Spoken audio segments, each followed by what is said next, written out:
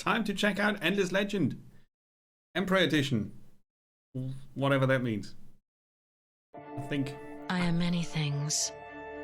There you I go. have been many things. Yes. Warm and green. Cold and gray. Devastated and dying.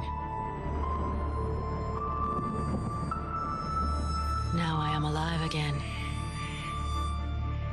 But I fear my new children imitate the old ones. Some claim the mountains or the forests, or build fortresses on the plains. They begin to mistrust and prepare for war.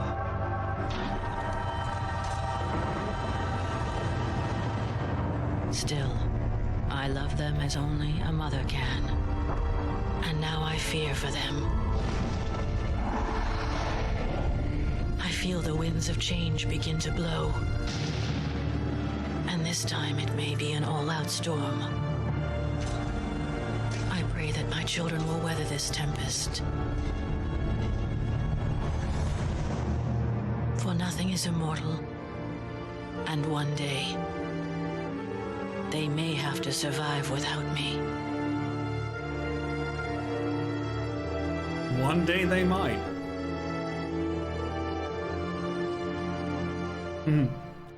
Well, it is sort of Endless Space. It's just a bit earlier in the timeline, as far as I know. Welcome aboard, Deviate Fish, Spoonfed Badger. Good to see you guys. Let's explore Endless Legend, shall we? I couldn't decide if I wanted the tutorial or not. I think I'm gonna decide against it and start a new game. Hey, son, welcome. Welcome. I think I'm not gonna do the tutorial. I fiddled around with the microphone filter, so I hope my voice isn't cutting out as much as it did on the last few streams. I think Windows is messing with my microphone a lot, and I'm trying to find a way to stop that from happening. Hey, Total! Not helping! Yeah, I was just doing the videos for yesterday's stream, and I saw that, or I heard that my voice was cutting out quite a lot. And it must have been a tiny bit only because nobody complained about it, but I was really not okay with that. So yeah, randomized volumes, right? We had one stream where it happened in the middle. Yeah, it's a tiny bit only. Sort of the end and the start of some words, especially if I start mumbling, they get swallowed up. That's all right. That's all right. So Endless Legend. I have played the tutorial at some point, but I'm gonna start a new game. Oh, let's check the options first. So the movie volume was a bit higher than the rest of everything else. I think the music can be 60%, that's alright. It's cool that you have so many options. For a game of this kind, I would expect more here. I can turn off depth of field. I can have different settings here. Geometry can be chaotic. I like hex pieces though, so it's that. Trailer, cutscene, subtitles. So I don't need to see the trailer again, although it's cool. VSync can be enabled. You can cap the frame rate, so that's all very good. And I have the Endless Legend Emperor's Edition, which you can see that down here. Adds quite a few expansions, but you don't need to buy all the expansions because there's also a lot of free stuff that they added to the game, or still add. I'm not 100% sure. But yeah, it's a promising strategy game, this one. So, new game. Easy to set up for multiplayer with friends only or public. It shows the expansions again. You can also disable your expansions bit by bit. So if you think they suck, you can change that. I can change my faction here. I'll go for random, as will the others. I'd like to change my name. No, don't. I'm not sure if that works somehow. It's not super important, but I kind of want to do that. Anyway, so a generation preset for the world. Scattered symmetrical new world. So if you go multiplayer, you should go for symmetrical. So people have the same starting resources.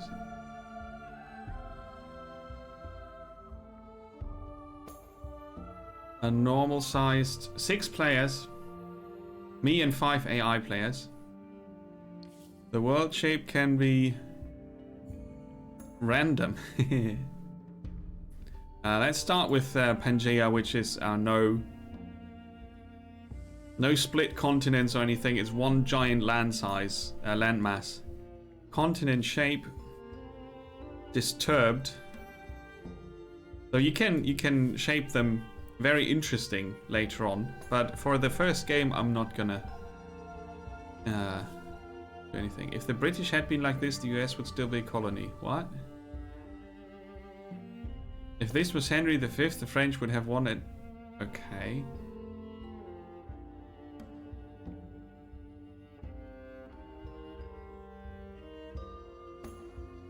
That is a weird description of the difficult. I'm gonna stick to normal. What does the game speed do? Number of turns. So after 300 turns it's over, and then scoring happens.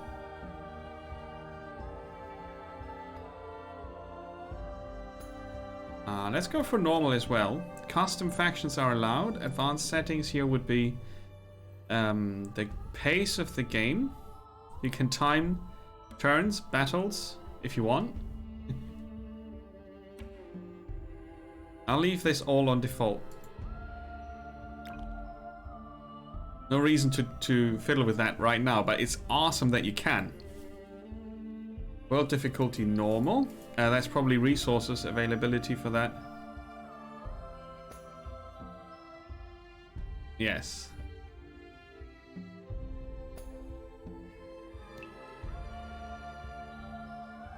This is also all default. But if you find after a few games that you don't like certain aspects, you can change that. I think that's quite cool. We are the blue ones. That's good. I like that. Can we pick a portrait anyway? No. Alright. Random faction, Nemo Discovery, full stop. Which is weird. The Nemo Discoveries, they are coming. It's a good looking game also.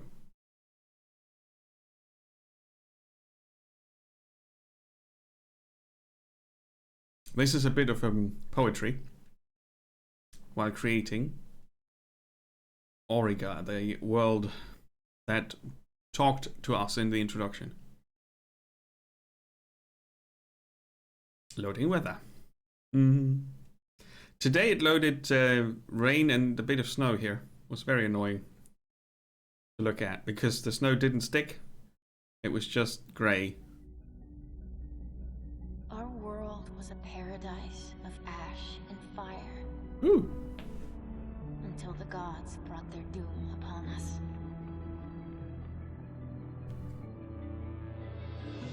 Even with our golems, our ingenuity, we were no match for their power. Broken and scattered, we would have perished if not for our saviors. They brought us to this world, gave us a new purpose. That's our faction, isn't it? A new power They look We'll funky. make it ours, We have golems. no matter the sacrifice. Nice. We are the Borg. No, we're not. We are not the Borg. Playing new content. The great Urkin beasts who surface from Aurigus Deaths and the Mikara faction, that's fungal people. A fungal collective whose subterranean mycelial networks allow them to easily strike out into virgin territory. So this is information about new content because of DLC. Dismiss. Inferno.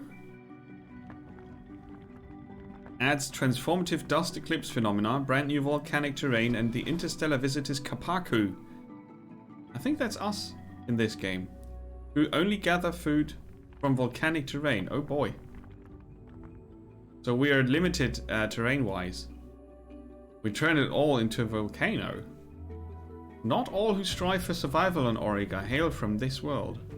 The Kapaku, or Kapaku, tinkers and inventors lived a blissful life on their own world of ash and fire until the arrival of mysterious machines brought them to the brink of extinction.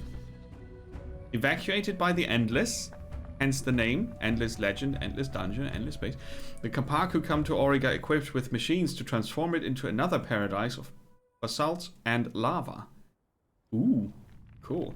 Upon discovering the world inhabited, though, and racked by great seasons of intense dust activity, the Kapaku will need to fight to realize their dream. Cool. Tempest. Adds oceanic points of interest, sunken ruins and fortresses. Cool. Fomorian ships and advanced systems of naval warfare with a weather layer and the Morgor faction. Adds reskins of items and 7 new tracks to the music. So this is part of the DLC setup and also free content expansions. New quests. Seasonal things, winter. Another faction. The Forgotten. I think they are the sneaky, shadowy peeps. Spying, infiltration, and pillaging. Oh boy. Shadows. The Guardians. This additional content adds cooperative and competitive quests, global events, legendary deeds, legendary building. Okay, cool. Frozen Fangs is another faction. A minor faction, okay. Minor faction means you can't play them. So first, let's scroll out. So the map is, this is the border of the map, I think. And sideways we can scroll infinitely. So, you know, that's us again. It's a big map. WASD controls the camera, and as you can see, at some zoom levels you get simplified displays to quickly get an overview. Civ does that as well. Civilization 6 is very helpful. And this just shows you the biggest part of the map in one screen. Okay, let's see. So this is where we see the depiction translates to. These are ruins, I guess. Temple ruins. Basalt plains. Badlands. So these are specific terrain types. They've got a symbol as well. And if we go in closer, this is the furthest we can zoom in. We see we have temple ruins here. I'm probably covering up a bit of the tooltip, huh? Let's move here. I think it's important that you can see that. So the temple ruins have effects, a total output of currency or resources, and have movement cost of 1, which is, I think, normal. Ash drifts. That's like a dune, just not made of sand instead of made of ash. This is basalt plains. It said sparkling flame here. It's probably this one.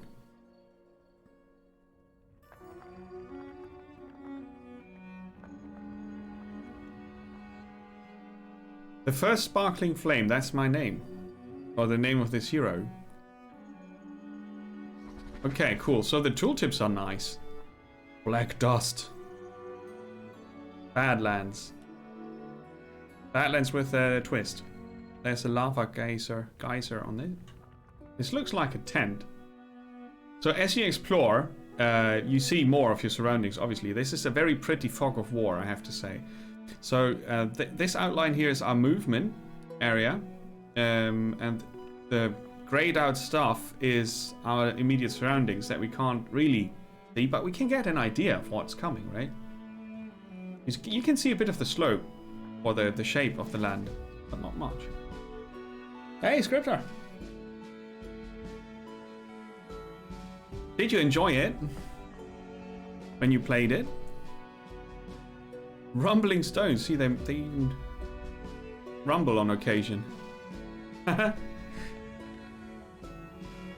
Rumbling stones get you 4 production. Ooh.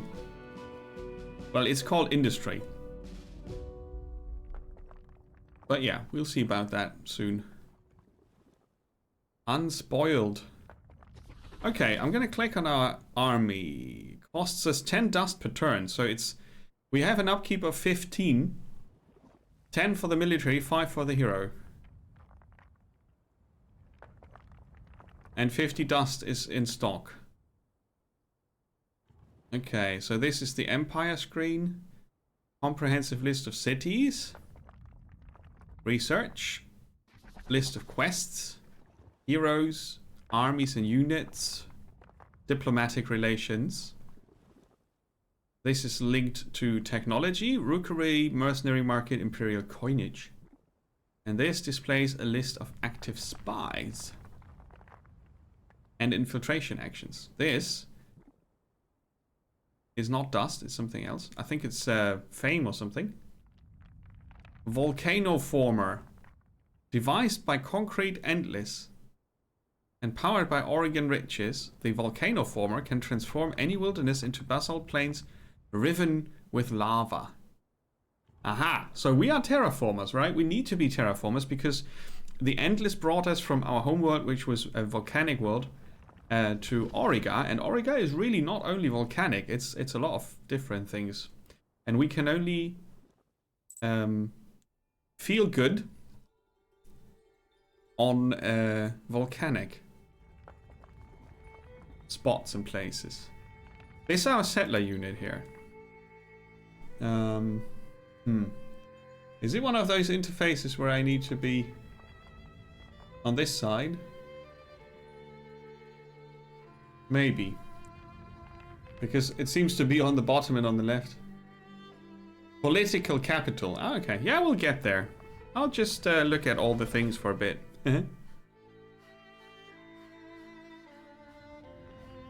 Yeah, this is a classic explore, exploit, and so on. What's called 4X. I always call them civilization likes. In my head, at least. But yeah, if you can't see anything on the screen because I'm covering it up, let me know. I'm gonna try to adjust it so that we see all the things.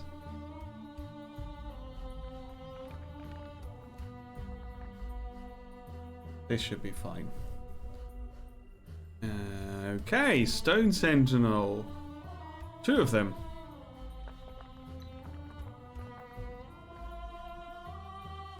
We've got stats here. Health points of your army, not individual units selected. It's an accumulation. Movement points of the whole army again. Vision range of your army. So this is the army summary called the First Sparkling Flame. It can take 1 more unit. And it has this hero here. Ah, nice, look at that. We can look at the hero in detail. The hero has equipment as well. Look at that. And a skill tree. Holy crap. There's an armory.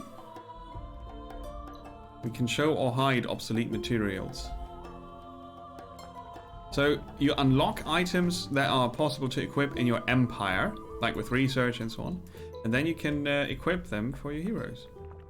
A flute of the Clockwork Phoenix. Improved movement.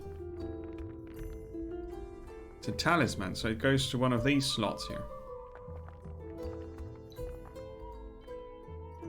Oh wait.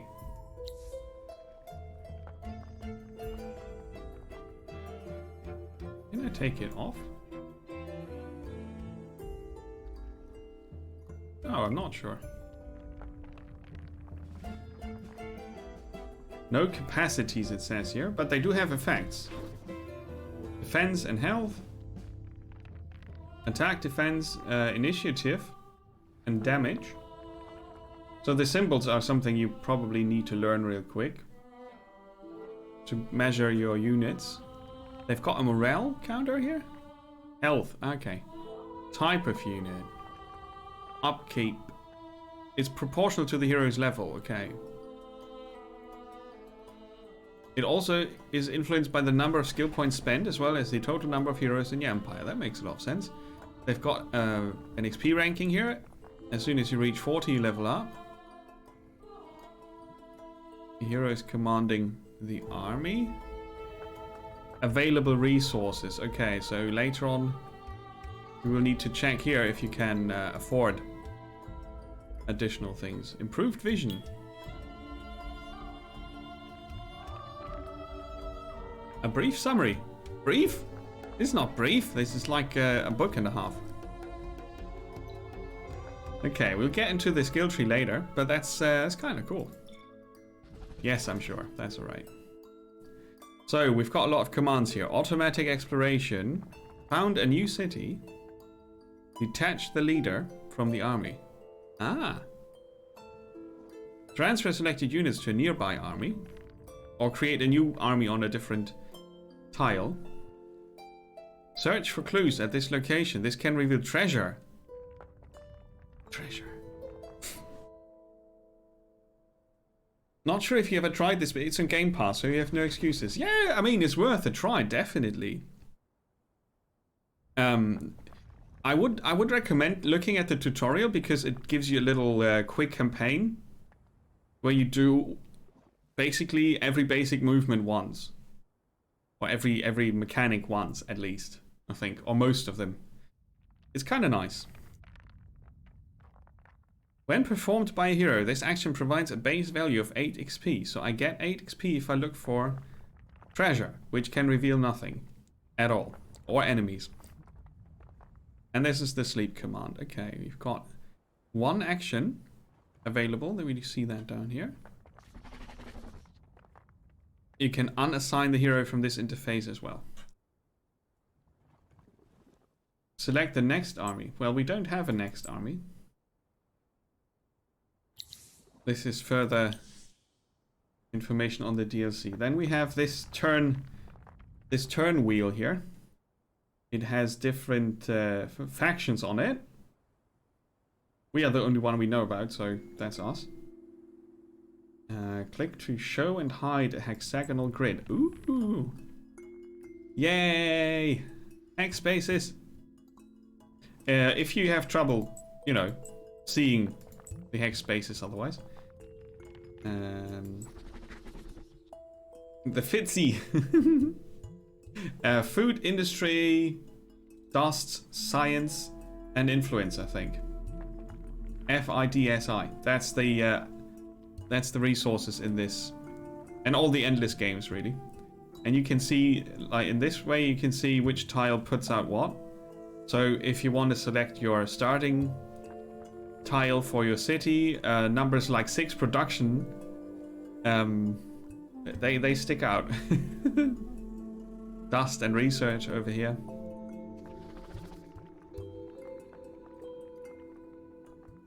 But it collects from the surroundings, doesn't it? Endless fascination. Oh no, the crystal forest is here. Okay. So if you want to go and find the most efficient spot, you can use that to help you out. What's this here? At some point in the future, oh, Auriga will be plagued by a return of winter. You have only a vague knowledge of how many turns, minimum, maximum, it will take. 5 to 25 turns. Okay. That's an expansion thing. The winter. Sometime during this summer, a dust eclipse will sweep Auriga. The dust eclipse will begin in 17 turns. This shows you how many units without orders you have. Planned movement. Click this button to enter the Altar of Auriga screen. The current season is summer. It's the best season for life, movement, and visibility. An Altar of Auriga has to be built in your empire, and you have to wait for the end of the first winter in order to affect the winter effects by spending pearls. So you can change the weather. Isn't that nice? Yeah, that's later then. Let's check that out later, but that's cool to know that's there. This is the game menu. Okay. I think that covers the interface. Now we're going to start with the empire screen. Let's have a look at what we are. We are born of ash. Yeah, I think we'll find out about the seasons very much later. First, I'll want to go through all the things. Influence. The number of influence points your empire currently possesses used to finance the empire plan, assimilate minor factions, and take diplomacy actions. Influence, as it says on the label. So minor factions that you find can be assimilated. You must control the city in a region containing that faction and pacify or destroy at least one of the villages belonging to the minor faction, then you can assimilate them. So we are the Borg after all. I knew it. So currently we don't have a city, so the people are rebelling. This is our empire plan, which we can finance with influence points. That's why you see the star here as well. That's very clear. I like that. You can simulate because you don't have any cities. You can't do anything here. Science and industry, military, economy and population, empire and expansion. So you will be able to focus on different aspects. Luxury resources, that's probably very close to what civilization does. Strategic resources, I guess, will also be similar. Trade routes, you can see them here in an extra window. Closing that takes you back to where you came from. And that is so important. If you saw me trying to play Stellaris, in Stellaris you would go to this, and then you would close it, and then you would be back here instead of here. It made it unplayable for me. I'm not kidding. It made it completely unplayable for me. The status screen. If you know a game, that is not a problem. You know what happens, right? You click on trade routes. After that, you go back to the main map. But in this game, it makes a lot of sense to me because I'm on trade routes. Okay, I'm checking the trade routes, and then I want to continue looking at my empire plan because that's what I clicked on. It's super important. I need volcano formers. That's something I need to remember because that's part of our faction. Oh, right click. We are born of ash. That's a trait. We have an affinity towards volcanic stuff. Hailing from a world of rock and fire, the Kapaku feed exclusively on ash and minerals that other skins, which we call them, would find inedible. And their armies thrive in the volcanic regions that would wear down other factions. So that's an advantage and a negative effect as well, huh?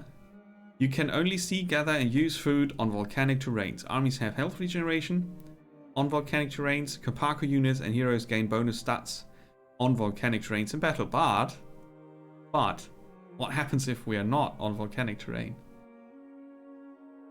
Oh, we've got our main quest. After the destruction of their homeworld by the machines terraforming robots of the virtual Endless, the concrete Endless brought the Kapaku to Auriga, promising them a world that they could transform into another fiery Eden. When the Kapaku discover Auriga is not the empty world their saviors led them to believe, Custodian Actio begins to wonder what secrets this new world holds. Custodian Actio, okay. The shaman's knowledge. a dust eclipse effect. Already well attuned to earthen energies, Kapaku shamans gain near supernatural powers of insight at times of dust eclipse, so in 17 turns. During eclipses, Kapaku shamans can locate confluxes in their own and explore neighboring regions and enjoy increased effects from these confluxes. Okay. So shamans on speed, huh? Endless Fascination is a trait. I saw that on tile information. Science received on successful ruin search. +3 science on terrain with ruins. Okay. That's why it showed Endless Fascination there. I wouldn't be able to...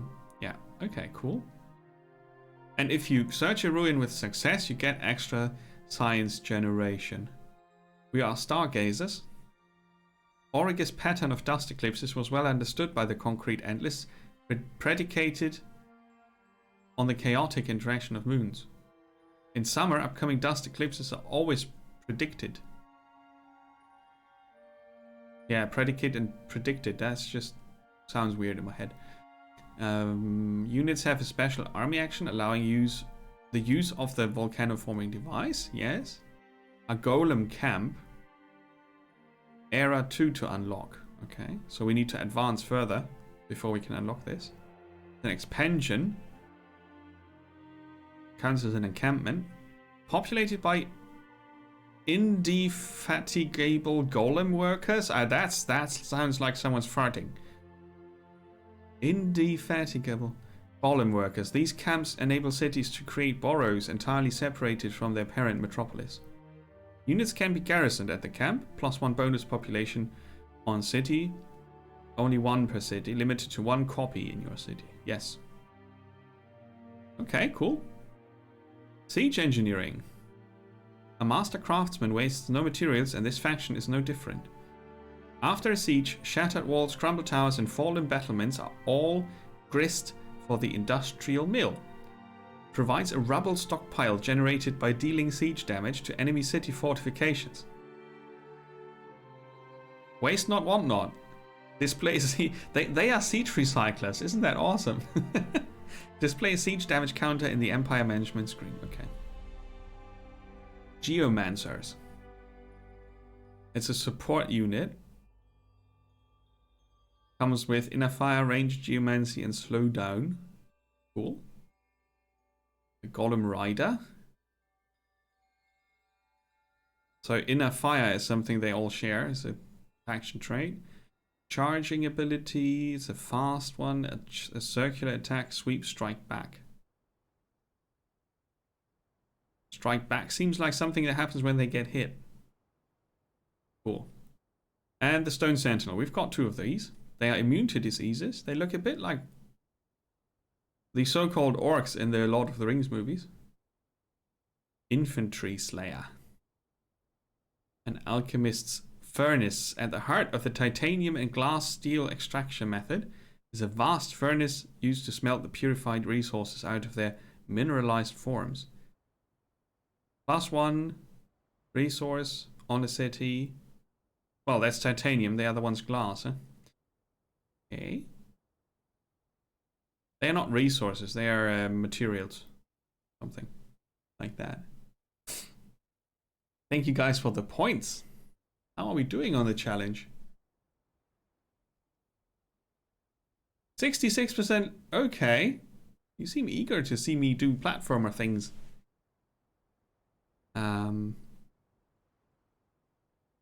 City improvement, topography.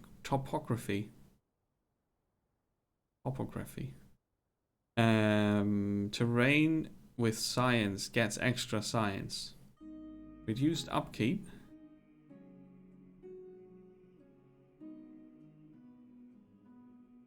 +5 science per citizen on the city, okay? Can build only once in your empire. Interesting. Okay, this is a summary of all the things we can do or not do. It will be a list of our cities with food, industry, science, dust, and influence. Bitsy. Research. So, this is Era 1, as indicated by this. That would be Era 2. Current era is shown here. Completing additional scientific research will progressively unlock following eras. You have a search function here, which is super nice. Nominal cost per research.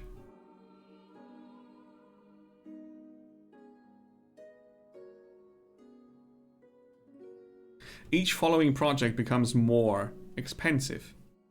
And this is the base cost of the era. So in era 2, that's higher. Legendary deed. At stake.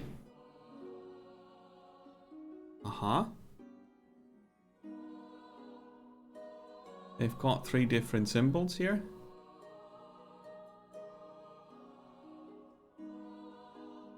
Oh. Yeah, okay. So if you mouse over Visionary Leader, you see there's a legendary deed that you can achieve in Era 1. If you are the first to destroy at least 10 armies in order to gain the reward. There's a rank link to this and progression, and the effect would be 15% initiative on units. I guess that's a permanent bonus from then on. Hey, Spectre Fang.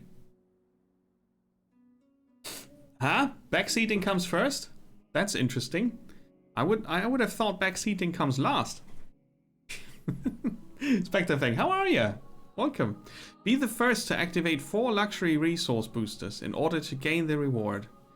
I might just be able to do that, considering what kind of terrain we have. We get a luxury resource here. For 10 turns, we get 50% extra influence on cities and +5 thumbs up. I haven't seen thumbs up yet. We probably have people that approve.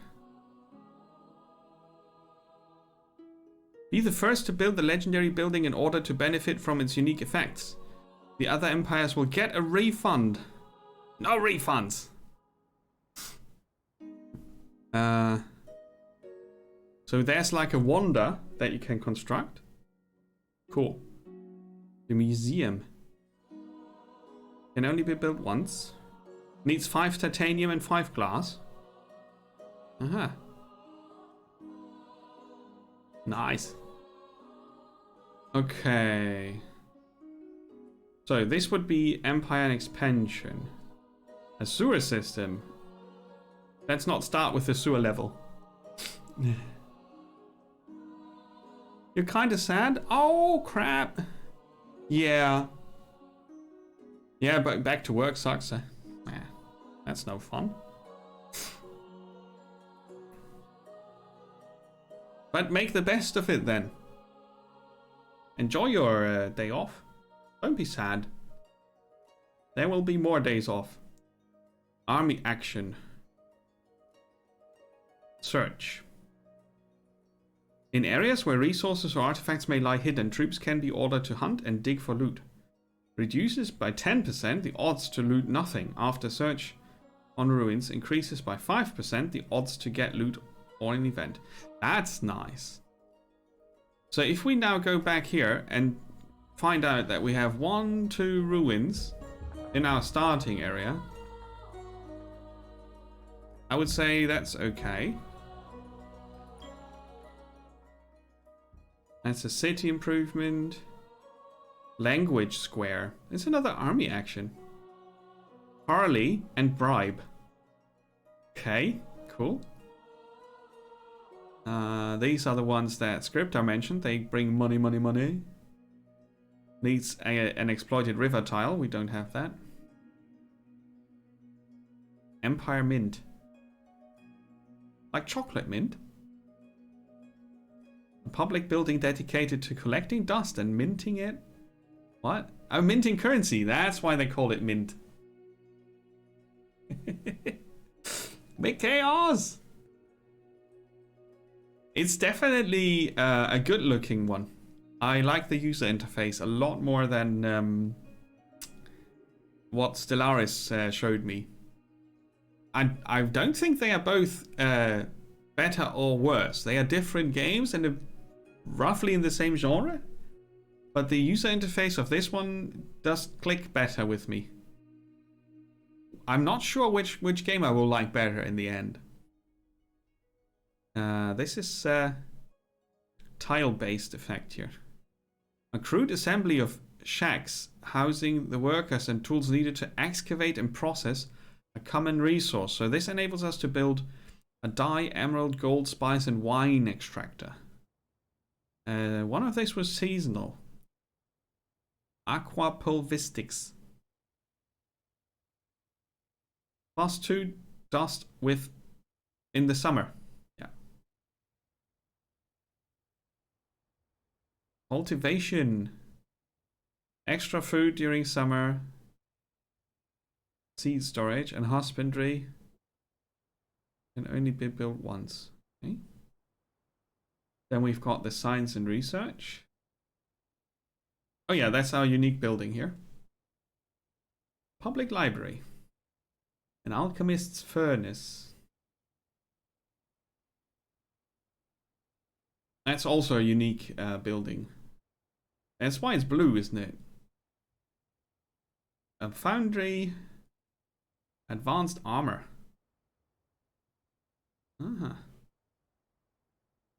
Advanced alloys. Okay, and then up here is military. Military science. Increases our fortification recovery should we get assaulted. +1 XP per turn on an army. Okay. Increases the maximum unit slots for militia. Interesting. We can unlock the Geomancer. We can unlock pillaging. And we can also unlock 2 accessories for our heroes. Camouflage and detection, which is basically counter camouflage.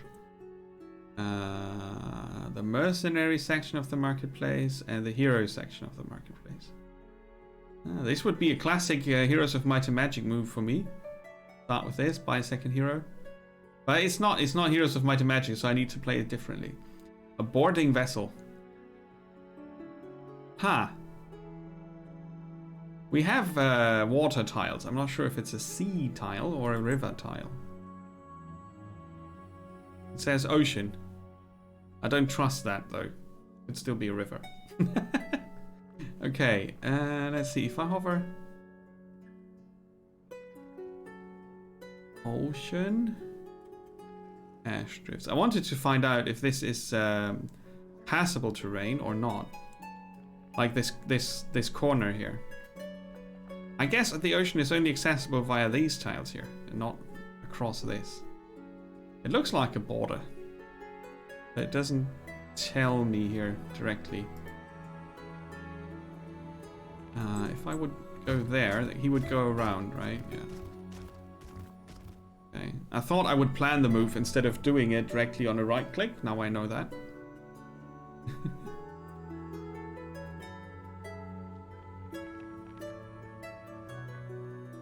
See, we explored a bit now. We've got wizard stones here.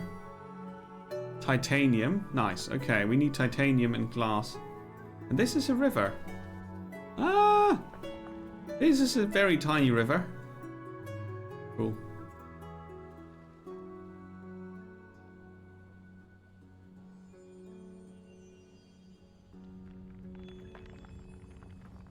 The stream is untitled. No, it's not. Please refresh.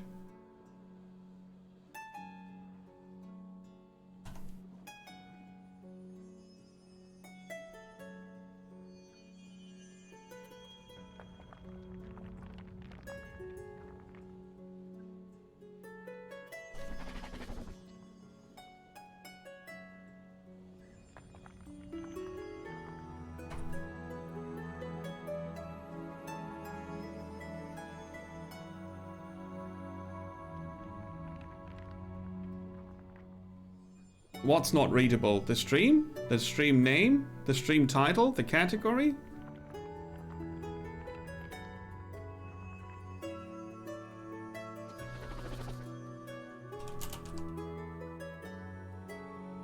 I just say Endless Legend then. Yeah, there you go. That's readable. But I think the guys meant the category. Maybe Twitch doesn't know about the Emperor Edition.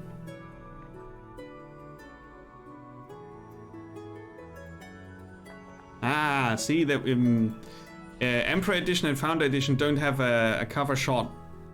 You would only see a grey. I'm not sure how it looks on mobile, but a grey box. Now you should see a white box with the picture on it, which is the Endless Legend symbol.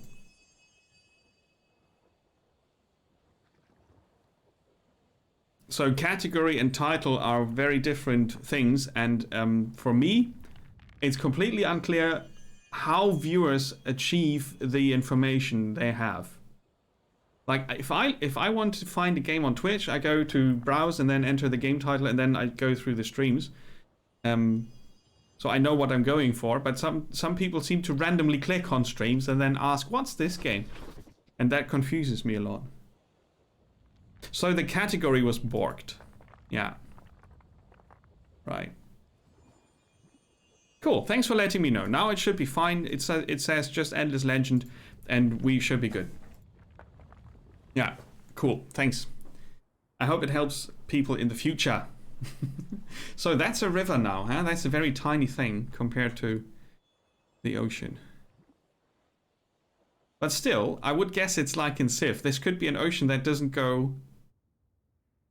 Oh wait, we click Pangaea, right? We click Pangaea, yeah. In Civilization, sometimes my problem is if I see an ocean tile, it could be an ocean that's on the inside of the continent. And then I'm reluctant to build a harbor. So our army still has 1 movement point. And we can't go here.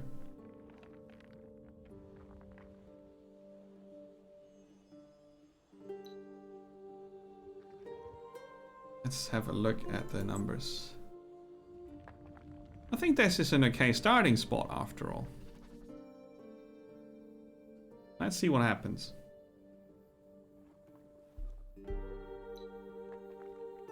Oh, I can place it anywhere.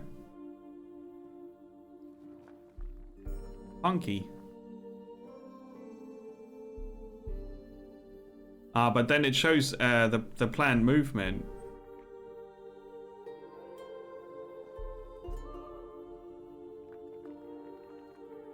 It would, if I click here, it would move the army would move their next turn. Oh, nice! It gives you a summary. Like you hover over a spot, and it gives you the summary of the resources you would get from this. See, I would get a crap ton of dust here.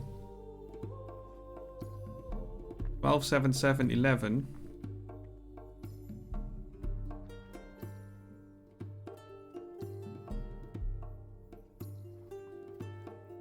This is my kind of starting city, just a very low amount of dust. Bit critical. No industry on these. Oh wait, no science on these. This seems a balanced spot. I actually arrived at a balanced spot. Would you look at that? Ta-da! We founded a city.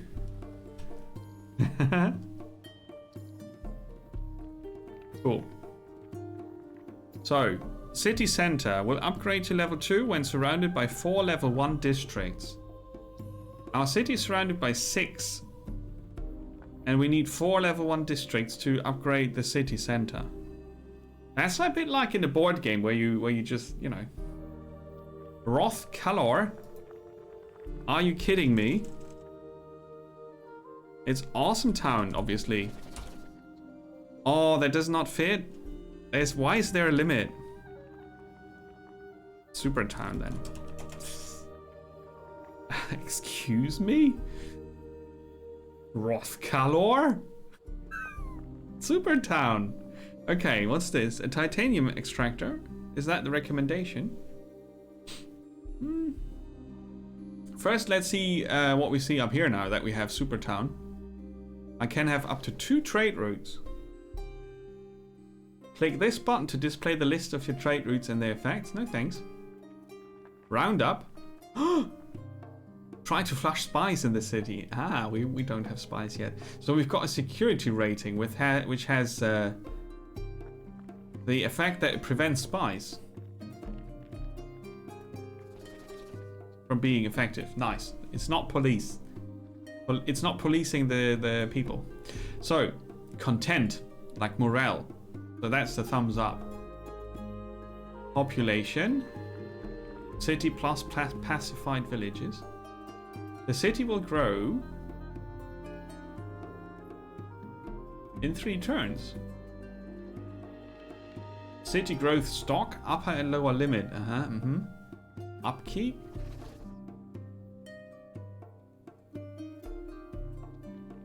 But we generate dust now. And after we subtract the payment for the heroes, not for the hero, for the army,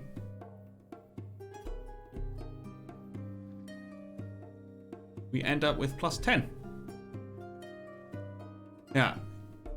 Military upkeep, hero upkeep, and since we don't need to upkeep the settler anymore because the settler transformed itself into city, we're earning money. Nice.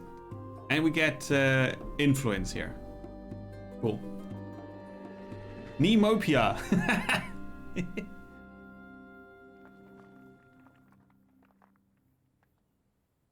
All the DLC. It's the Emperor Edition. That's what I tried to put into the category, but apparently that doesn't have a box shot, so...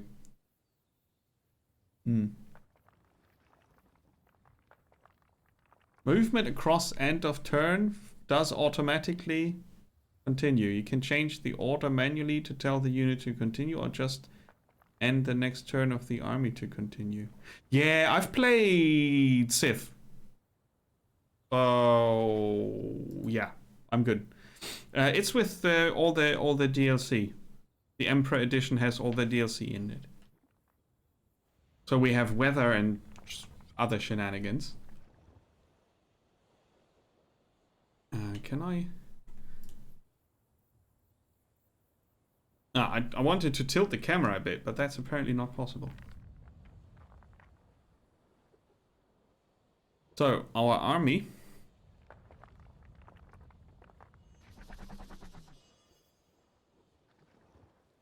Kind of, there you go. I want to send them to the ruins. So I can plan the movement here.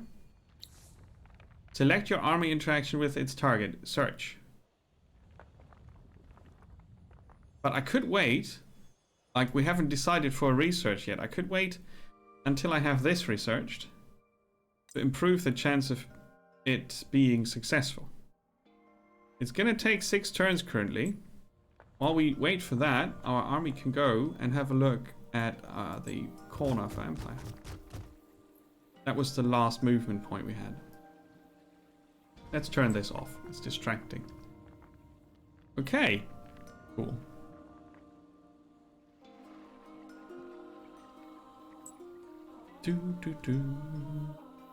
So now we have the hero and our 2 stone sentinels here.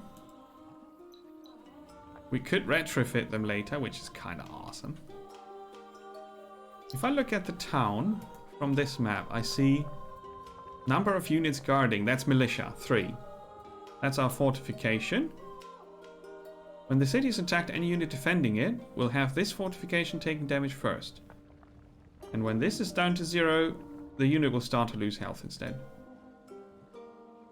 At the end of the battle, the city's total fortification is reduced by the fortification loss divided by the number of units using the fortification bonus on the defensive side. That's a very complex interaction with fortify.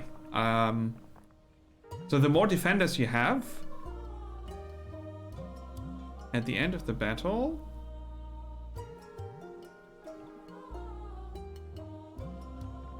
yeah, the more defenders you have, the lower is the total loss of fortification. If you have 8 people defending, and you lost 50 fortification, for example, you divide 50 by 8. And that's then subtracted from your total. Yeah, makes sense. Okay. I don't need to care about that too much now, though. So, we want a a technology that lets us extract that. But first I want to be able to make the best of exploration. That's why I'm researching the thing. Now I go back to this production per worker. We've got one worker who's producing food, but we could move that to here to get more research, which would then research the search party in 4 turns instead of 6. We could also get more money cash, more influence, and so on. So you can just move your worker around. If you take him away from food, though, it takes longer until you get another worker. So it's probably best to wait the 3 turns and then move the other worker where you want them. Probably. Right, so research is this. We'll leave it at that. It's a comprehensive list of cities. Supertown. You see the worker placement here. That's good. The resources available. 1 unidentified and titanium. You can let the AI manage it and tell the AI to construct stuff that gets more influence. You can set a focus on an automated city. I think Masters of Orion had that as well. A list of quests. Current, all complete. Okay. I thought I had like a, what's it called? A faction quest. Armies and units. Heroes. Inspect the hero. Unassigned from the army. Hero. Retrofit, rename.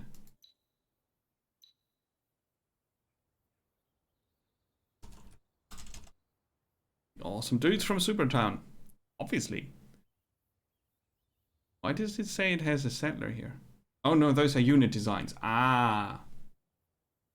We can design a new unit and then you can pick the available models from the ones you have available. Like when you research the shaman, you can also design a new shaman.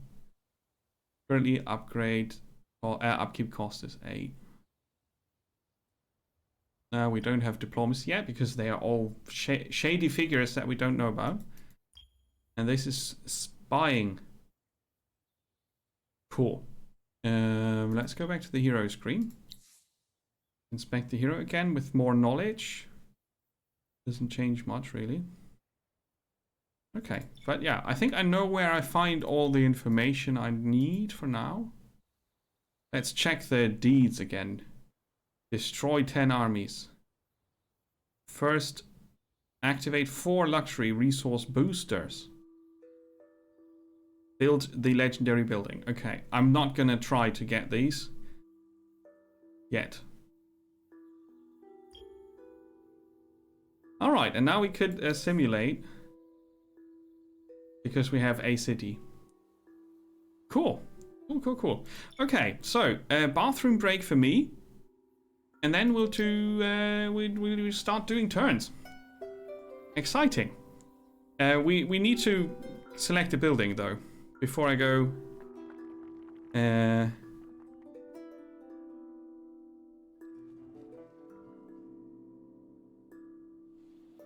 we build that here? Okay, we can start extracting titanium already. That seems like a good idea. Salting the earth. What? We could build a stone sentinel to bolster our army. A founder's memorial.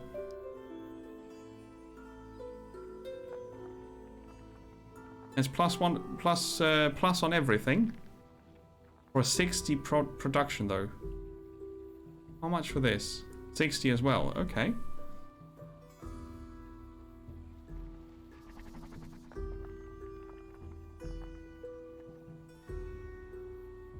The Center for Mineralogy.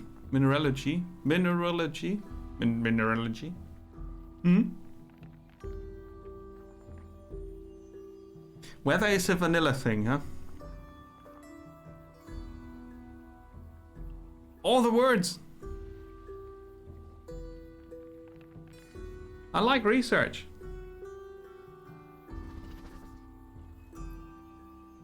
But I'm going to start with titanium. So we have a production queue. This is here. I didn't see that before. You can filter it. That's cool as well. Nice. Okay, I feel ready to do the next turn, and I'll be back after a very short break.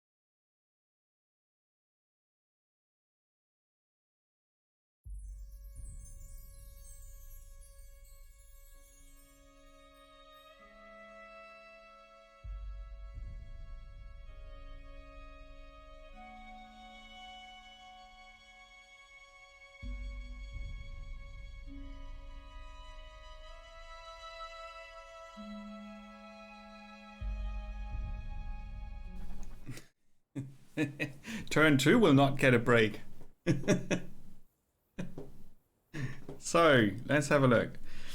I wanted to check this symbol out. You cannot afford the 137 dust needed to buy this construction. Okay, so it does work like the old Civ titles, where you put something in the construction queue and then you can buy it off.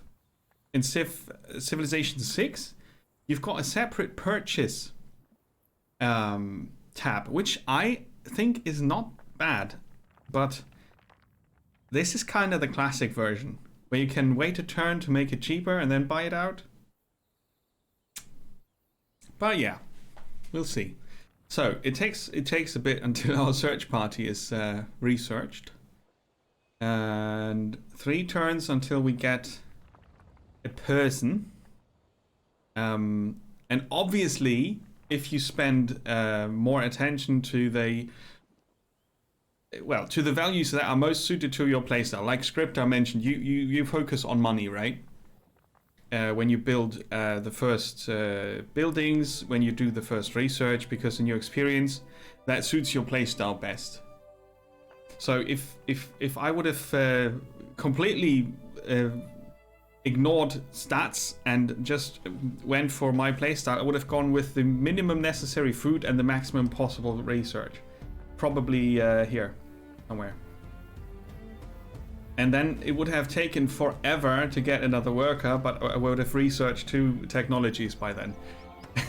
So it's a trade-off. It's always a trade-off, and the more you play a game like this, the more you find out what's your best playstyle, what's your best faction, what's your favorite way to go about things. But obviously today I don't care about that because I don't have a clue how this works, and I want to go very, very, very, very, very, very, very slow because I'm not playing the game to show you how to play the game in its entirety. I'm exploring it so that we get the chance to see what it's all about. So there's that. That makes sense, right? Otherwise it would say first playthrough 40 turn maximum, all DLC, pro gamer hardcore, or whatever people put in there if they do that. So next turn. We survived it. Oh, we got a quest. From the Journal of Custodian Actiel, that's our guy. Ash buries all in time. But still we mark the pages and pass down the stories before the all-consuming fire comes. Auriga frightens. Vast sparkling blue oceans. Crisp green plains. Snowy wildernesses. A sickening panorama, not unlike the hellscape the machines made of our world. It's a very cool faction to start with because they turn it on the side already. And the Endless games, as much as I know, because I played a lot of Endless Space, they don't do the classic, we have a lot of factions and they are slightly different from one another. They have factions in Endless Space that don't eat food at all. They have factions in Endless Space that get no benefit from production or whatever. I mean, you know, they are really different in the way they play, and I think that's a good thing about the games. But it doesn't necessarily make it easier to start with one very specific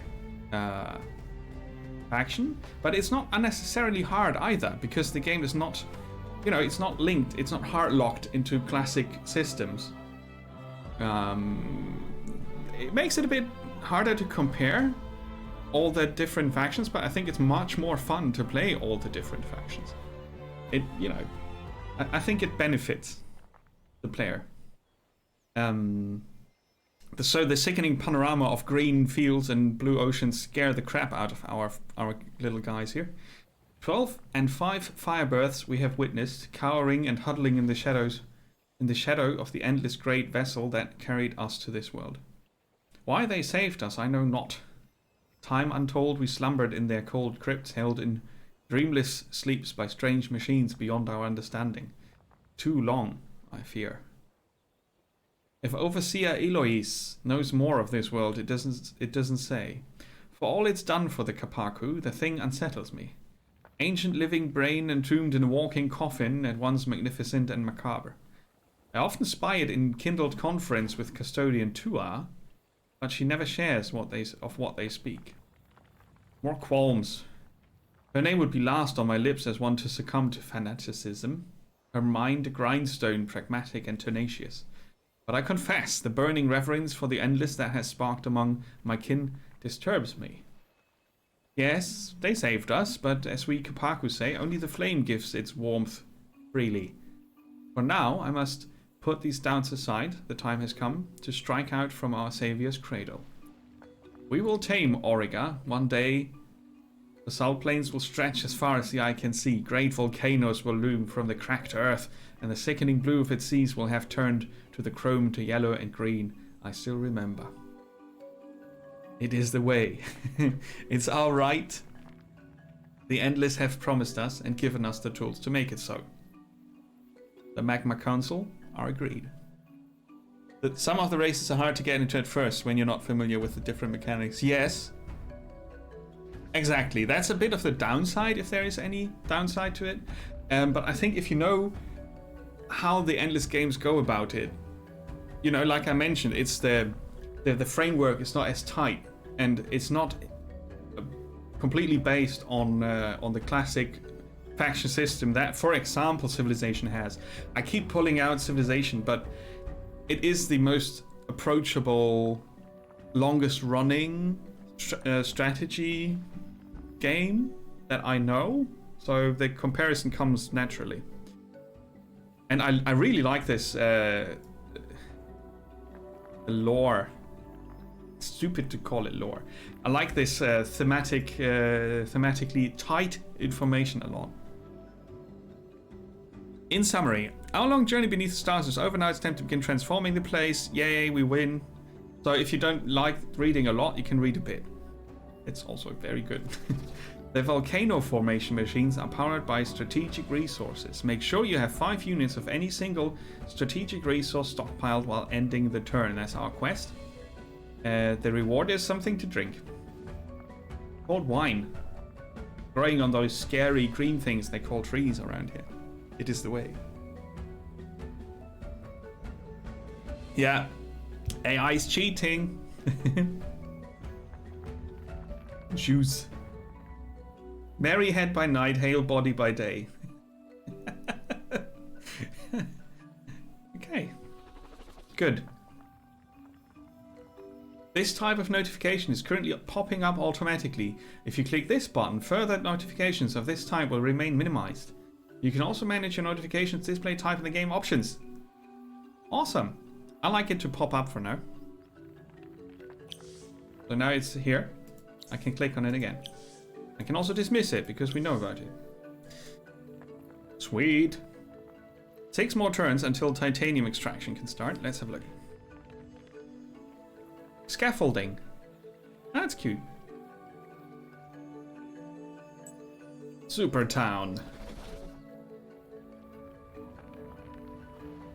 Super Town will grow in 2 turns. Let's explore along the top. Yeah, we can't look over the cliff. You have encountered a new minor faction, the Goran. Not Tauren, Goran. It's different. These large, slow-moving herbivores retain some vestiges of their less intelligent ancestors. Excuse me. I also do that. I have retained some vestiges of my less intelligent ancestors who burp loudly all the time. Though they are often on 4 legs for eating and resting, they rise up on 2 for observation or using tools or having a fun brawl in the afternoon. Minotaur.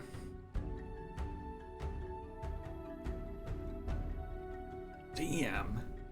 If I assimilate those guys, 5% life per pacified and rebuilt Goran village on units. Not bad. Healthy units are good. The Haunts. Another minor faction. An echo or ghost effect of the ancient wars, these beings appear to be animated remnants of ancient intelligences. Their desire and purpose is unknown. The Ended. They can fly. And I get 5% science per pacified and rebuilt Haunts village.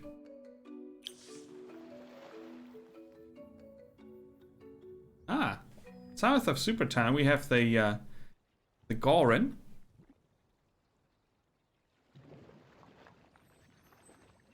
And this is our quest. You can pin it or unpin it.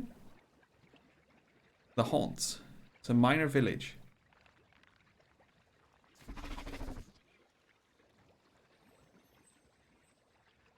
Cool. So many different things here. Anomalies and extra resources. Luxury resource. That's one of the legendary goals here. To get 4 of these, I think it was. Yeah, activate 4 luxury boosters.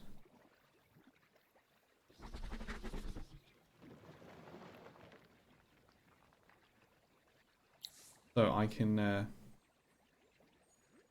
Dismiss both of them because I know where they are. This village is hostile and can represent a threat. The number indicates how many units are garrisoned. Hostile. Why? So, I go back here. And then... You must control a city in a region containing that faction and pacify or at least... Or destroy at least one. Okay. So... we go back to research. This would give us parley and bribe. But that's for empires, I think.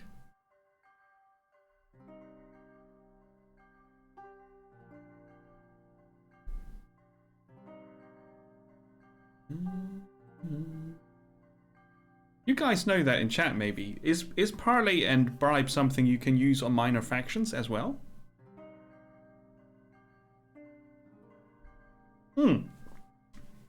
It says so in the description. I didn't read that.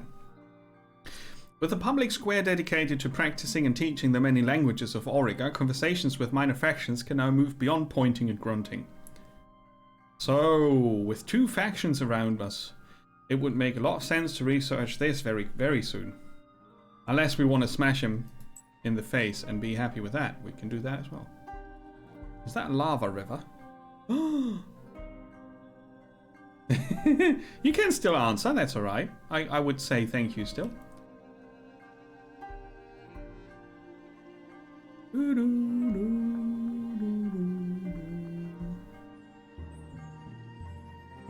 It was a bit confusing because it says on Empire, but it says bribe is an effect that you have on your whole empire. It's a bit weirdly worded. Weirdly wordy. Diplomacy. Alliance. Peace. Cold War. War. Aha. Interesting. I'm looking forward to seeing how this works. This is shiny. Let's have a look at that. That would be the next turn. Let's not go too far ahead. More temple ruins. Nice. Okay, so is this?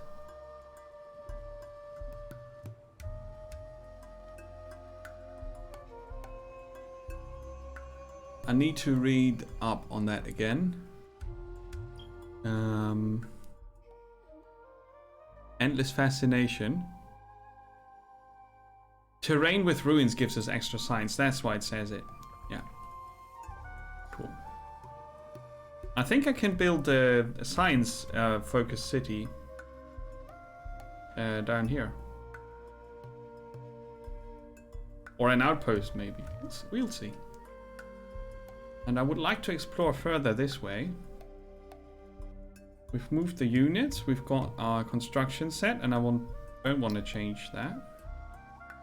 End the turn. Ding. Okay. Let's move here. Hopefully they don't attack us. Oh, there's a volcano, alright. And the scary ocean. Great clumps and beds of seaweed appear naturally on the seas, creating drag on ship hulls and slowing them down.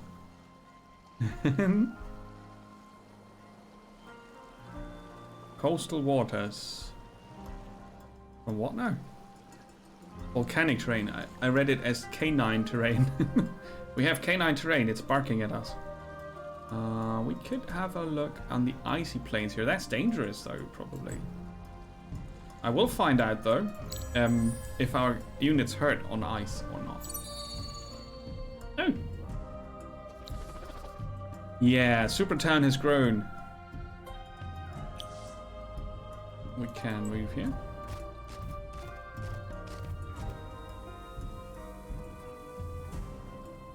See?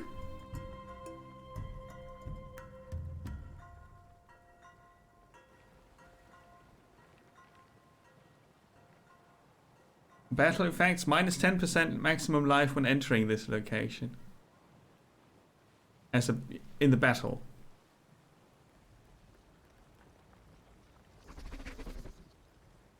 Crystal, ice, and lava at the same time. It's a scary thing. Igloo larvae. A strange breed of worm grows an igloo-like shell around itself, then abandons it to grow another. These become huts for living, storage, and emergency shelter in cold climates.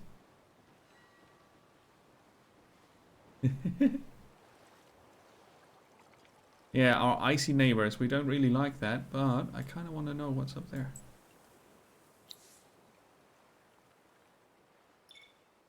I'm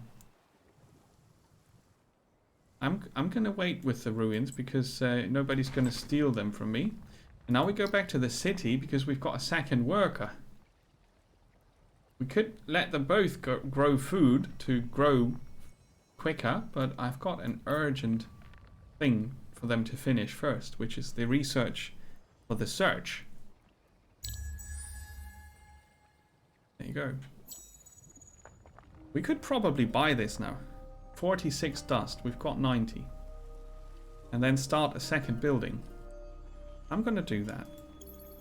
So next turn we'll have a titanium extractor. And then we could put the geomic lab or burrow streets. In order for a city to grow in a controlled manner, new fields must be added in a way that permits regulated and sanitary growth. What?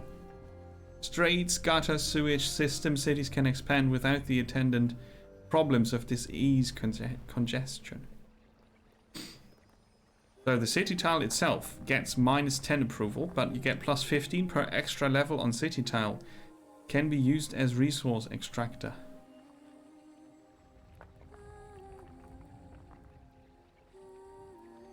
Badlands.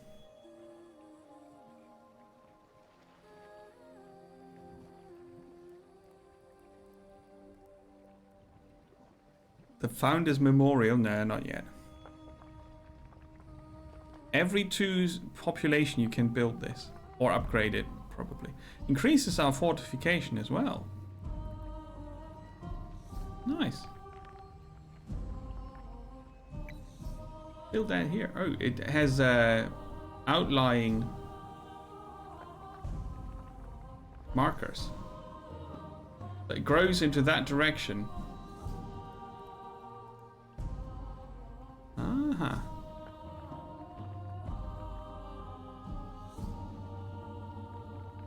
Aha. So it extracts the resources adjacent to it. So this would be a very nice science booster.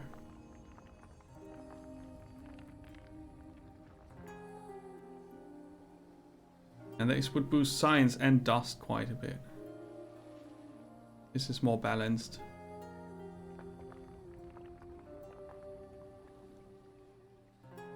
Two, 2, 5, 8. Yeah. It's smaller though. We build it here. It's just these two. But maybe that gives us more room for other things down here. Okay. The burrows. Witchcraft! Sewer systems! We don't do that.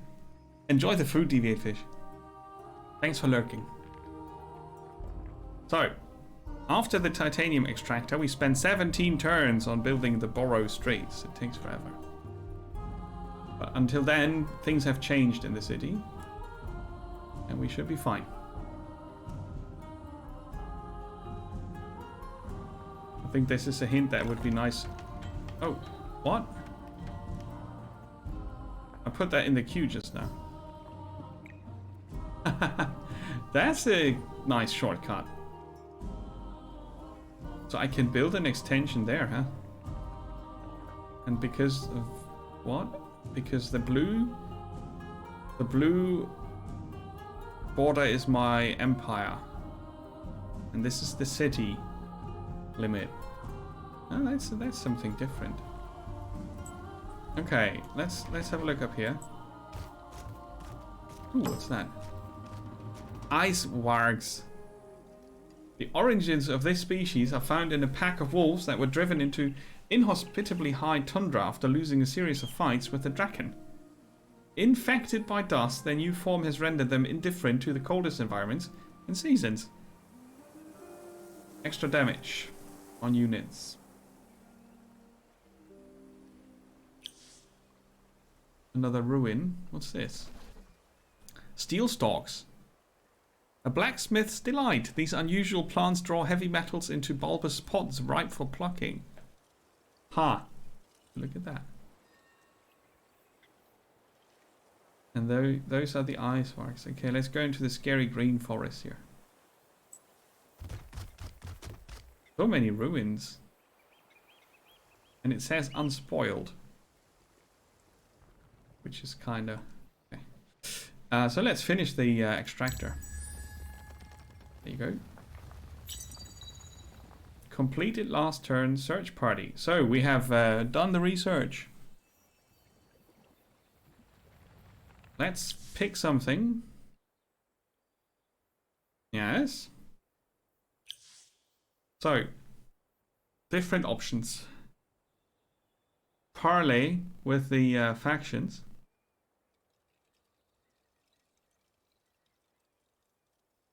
Sewers. Who needs sewers? Research. Fortification. I like the Geomancer. There's a dust shenanigan in 12 turns. So if we research this, does it count as a shaman?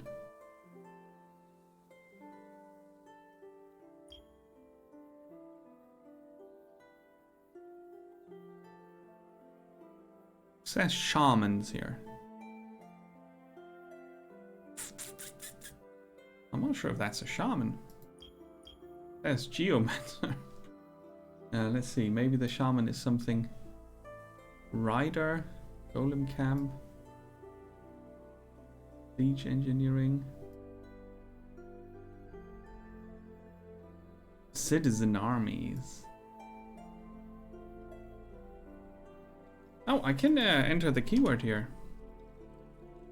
No occurrence found.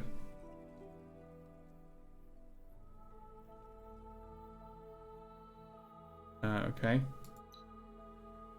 But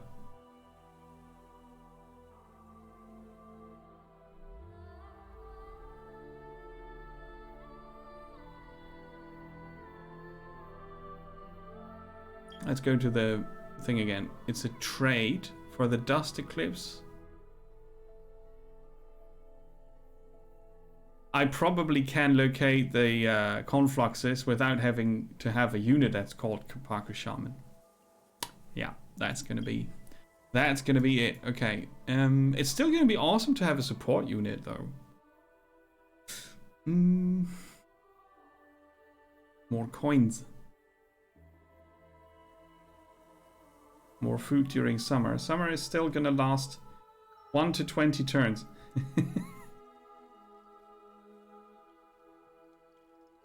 Extracting other resources.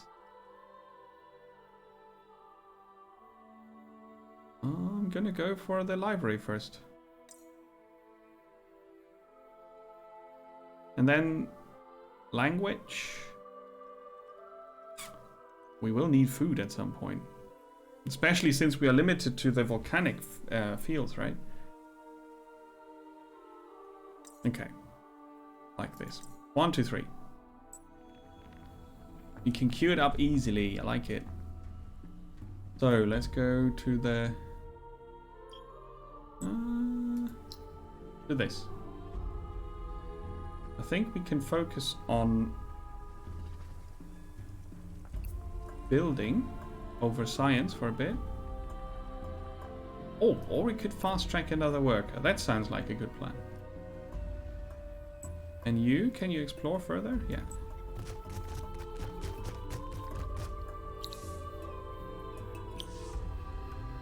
All right.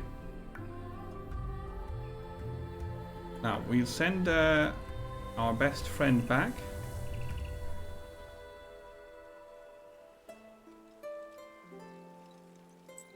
And then we'll find out if we get the science, even if it's not in our territory.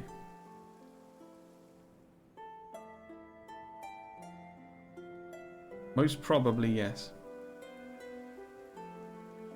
Okay, that's set. That is set. The Goran are hostile. Yeah. They are in our territory as well. Hmm. Let's go.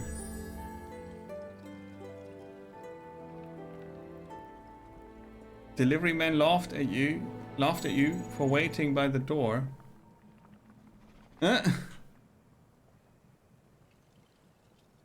Why did he laugh?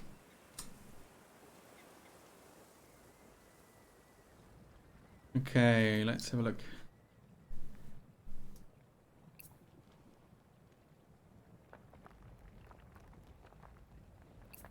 Oh, that's going to save us 3 turns on the research, huh? And we should generate more by searching this. Right, because we did research this.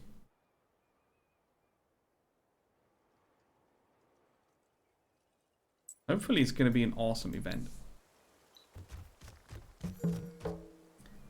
A brighter future. Your scout entered new ruins and discovered a manuscript full of ancient knowledge.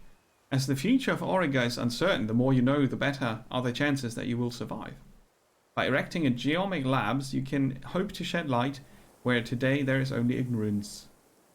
Improves your chances of survival by building the geomic labs. Build the labs in one of your cities and your scientific knowledge will grow. We get aqua pulvistics. We can also exploit lava rivers, so that's not bad. Okay.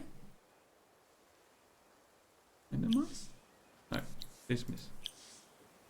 So that's a temple ruin that is now empty. Right. So I'm gonna go past our neighbor's village, risking conflict. So now we've got like a mini quest. Here.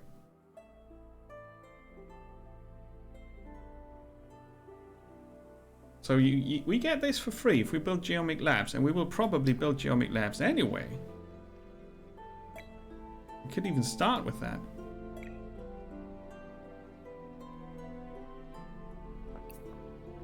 And then in 6 turns.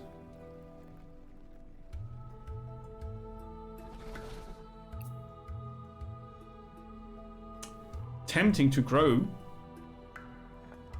Let's spend 1 turn growing. You're the one with the food, which is good. Let me go this way. Right. I can click on their city in the list, and then I can manage the workers from here. That's awesome. Cool. I like it. So how long? Yeah, 2 turns now. That would be 1 turn. Okay, let's grow. Let's grow the city. It's worth it. Turn number 9. Yay, growth. So we need the geomic labs in 5 turns. We also have the public library in 5 turns. That's perfect.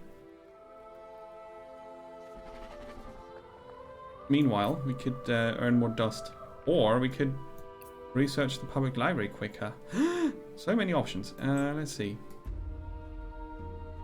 You can go here and search. Within 5 turns, search for a relic at the temple ruins illuminated by rays of dust. Keeping the Empire secure includes paying attention to the tales of travelers and vagabonds. You hear of a place full of artifacts from ancient days, and you have heard it enough times that it may not be idle boasting or mindless babbling. The point on the map bears investigation. Up there. In 5 turns. No problem, because lucky for us, we can go and cross here. Okay. So far we've been lucky. Level up.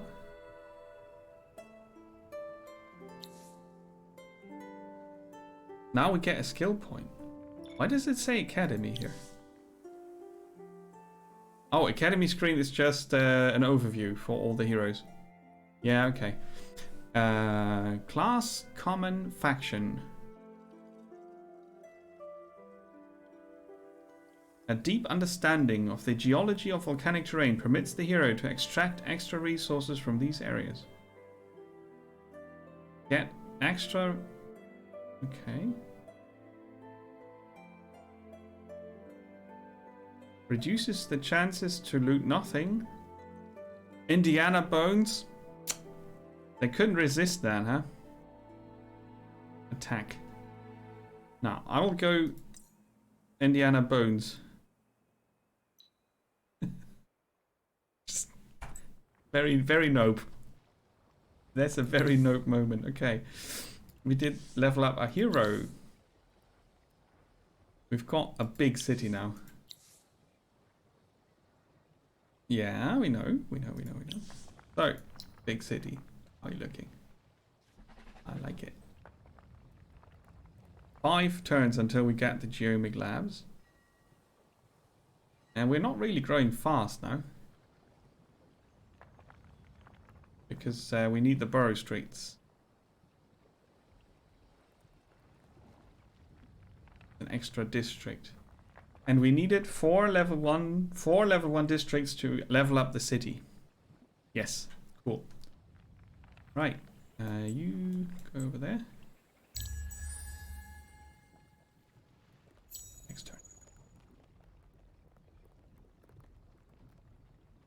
Go, do the quest. Oh, there's another minor faction. Oh, it's going to take another turn to get there. Oh, more haunts. Yeah, some minor factions have multiple villages, I know. Alright, this is costly too. Yeah, we're missing 2 dust. Oop.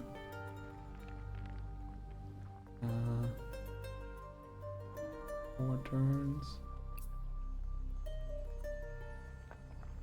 This would grow us a bit faster. Oh, this is okay though.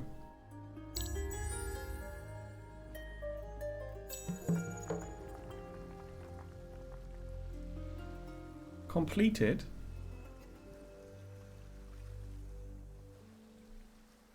Oh, I've got 5 units of titanium now. Even though I can't see that here. Now we have 15 wine. Our new objective. Now it's time to begin transforming Origa into a fiery paradise. We must begin to make this world more hospitable. Volcano form 10 tiles. We get 15 glass steel and 10 quicksilver for that. Where do I see the materials? Empire. Yeah, strategic resources 5. There you go. Interesting that I don't see it here on this screen. Oh, I do see it. There it is. Ah. Hey, Sid. Welcome.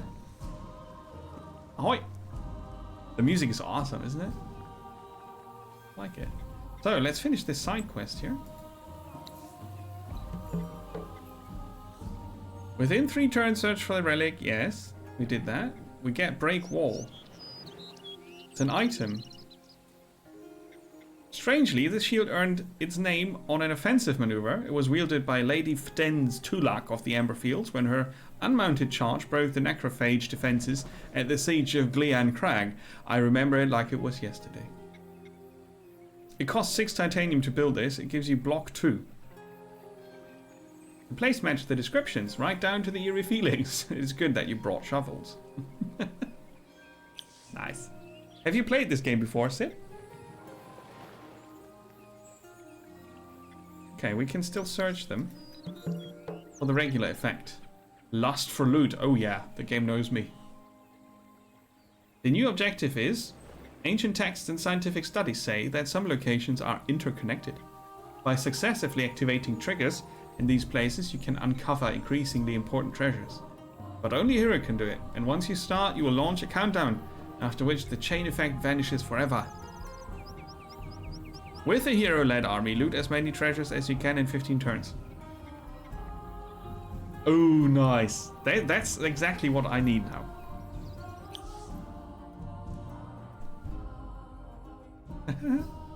Super Town is the best town.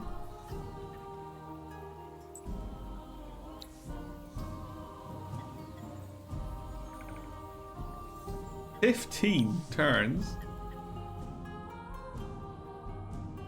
Okay, let's read the quest again.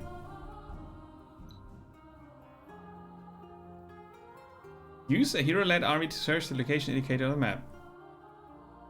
Okay. Bloodied crystal sounds good. Let's give them a bit of a white bird. The haunts are scary, I think.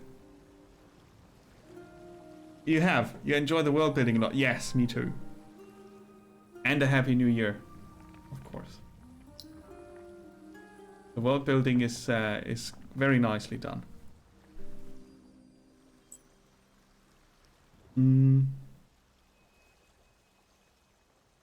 Yeah, we still have a ruin here. I hope that takes us back there. So we've got 3 workers. We're gonna research public library in 1 turn. We can't build it yet though, so we can take... Aha! It will still be researched in 1 turn, and we can finish our geomic labs a bit quicker. We probably could make this 1 turn, but that's not worth it, if you ask me. Cool, let's end the turn.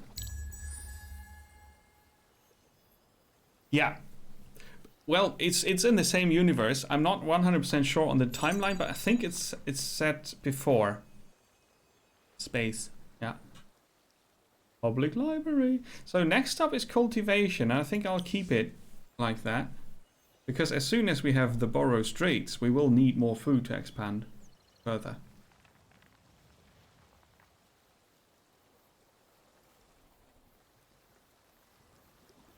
Are they extracting their own titanium? Let's see. Geomic labs in 1 turn. Or in 2 turns. I like it in 1 turn. You can go over there. Through the scary forest. Past the haunts. Let's go and not make a plan, because we don't know what happens. Yeah, Geomic Labs will be finishing another quest. The end of the era is nigh. Weird. So, Eureka! We have now access to Aqua Pole Mystics, which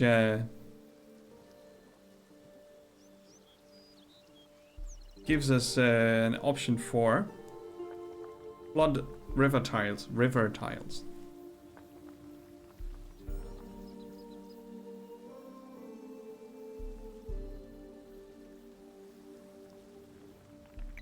Let's build that after the Borrow Straits, because I think this counts as an exploited river tile. Exploitation. Does it count as a district? City improvement. So that doesn't count as a district. We need to be careful.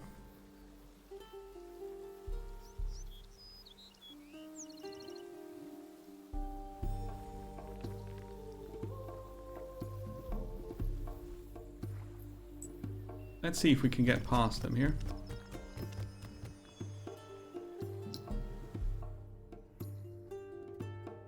That's the quest one. Yeah, that's the quest one. What's this shiny thing here? Glass steel. Okay. Neat. Let's see. We've got 2 on the construction there. How fast do we grow? 8 turns. Let's do it like this. Right. A new empire plan will be unlocked in 6 turns. Save some influence points if you intend to implement critical policies. I don't know. Empire? No. Heroes? There. Well, we haven't got any plan yet. Vision. Extra money cash. Ooh, cost reduction for production. Nice. I would probably go for science. We'll see. We'll see when we see. I'm stockpiling titanium, which is awesome. Search. As always. With a hero-led army, loot as many treasures as you can in 12 turns. Okay. More blood crystal. Indiana Jones. Indiana Bones and the blood crystal. Where is it pointing me?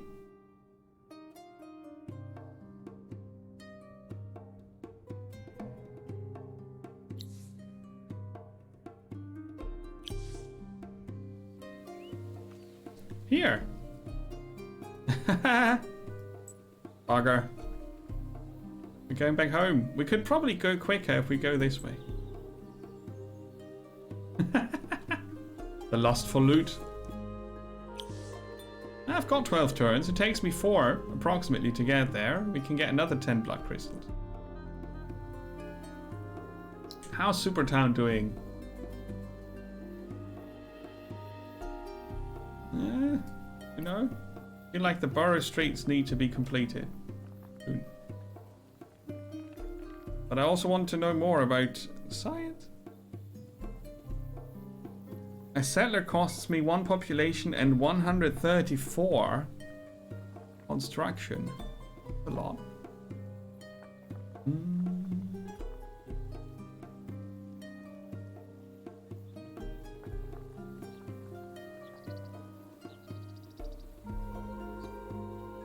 Now there's no side production, it's just the titanium. If I build another one, I don't think there's too much of a benefit to that. We've got 122 dust. Let's say I want to buy this one. 238. How much for a settler? 400. Wow. That's expensive. Do.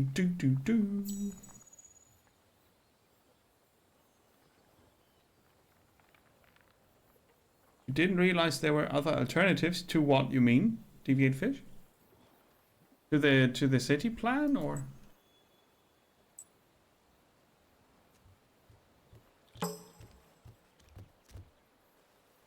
Dust is all over the place. You have encountered a new minor faction, the Dorgeshi. Banished after a series of feuds, these roving clan families left the life of their caravans and cities, exchanging the luxuries of merchants for the hardships of warriors. The clan secrets of beast control were used to master the great Birdemic lizards, turning the Dorgeshi into a fearsome heavy cavalry. Extra resources. Especially luxury resources, huh? More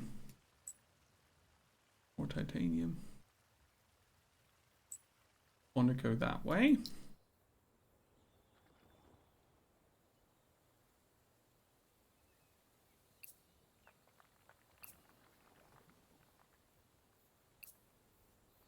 Now let's continue building. Okay. On we go.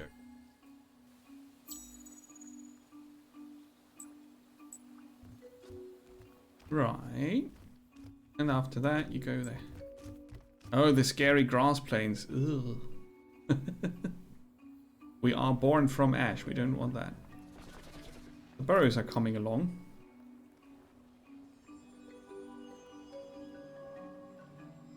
Little houses with all the scaffolding. Looks kind of cute. Okay, 5 more turns until the burrows are done. Buyout is 188 already. Currently. We could try to do this. Advance it much quicker.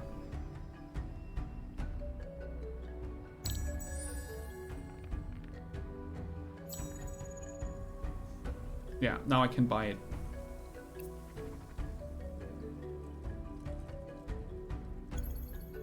Done in one turn. And we can advance our science a bit. Do, do, do. Search for blood diamonds. Oh, spices for the next one in 9 turns. Over there, we can do that. But first we want to search the ruins.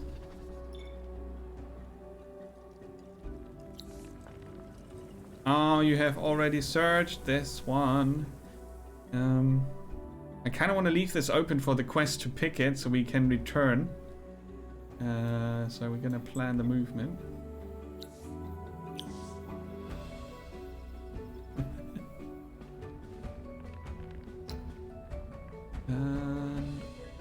Let's see. Borough Streets are going to be finished next turn. We're broke.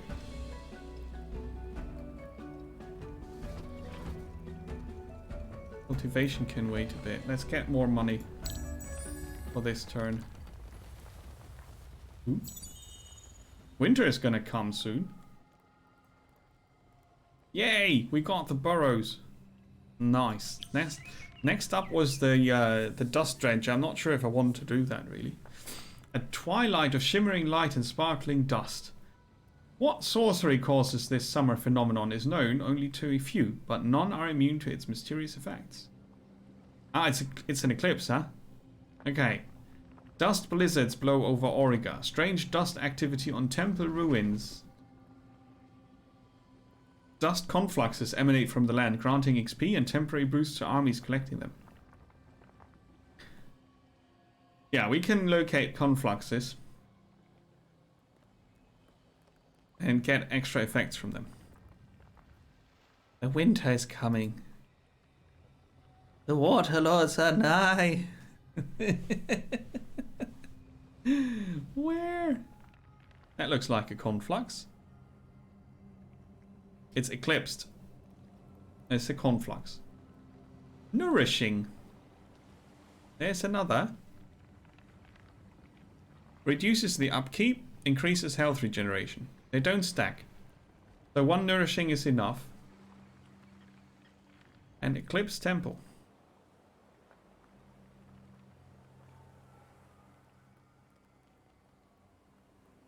Reveals new possibilities. Ooh.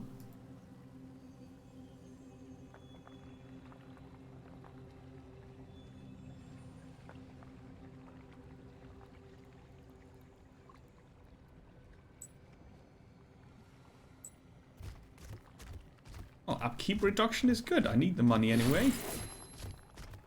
Now we get 3 dust extra this turn. And our guys have more regeneration. And this is our target. For the blood diamond thingy.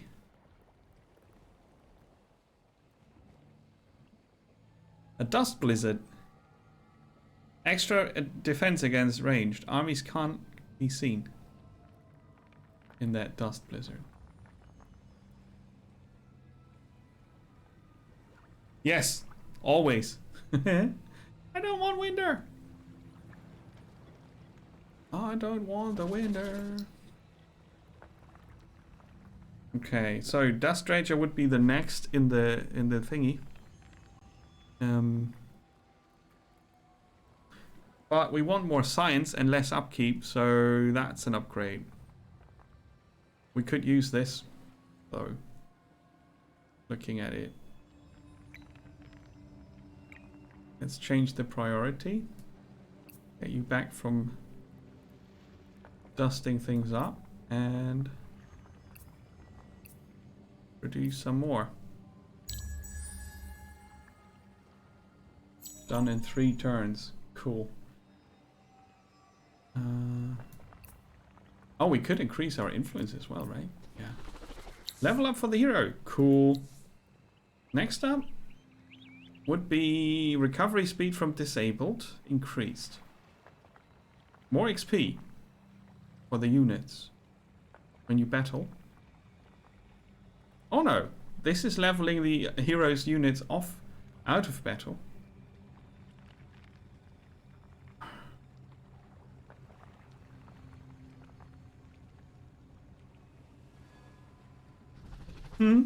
So if you're in the vicinity of the city, you increase the approval rating. So you can also have heroes who sort of kind of stay at home. Well, let's level our army. They do experience a lot of things here, so makes sense.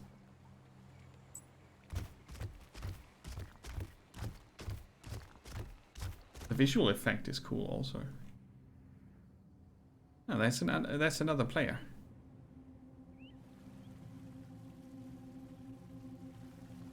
Orange border.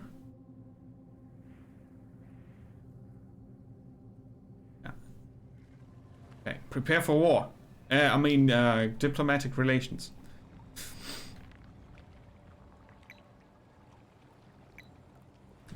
Gonna queue up some buildings. We're gonna research cultivation.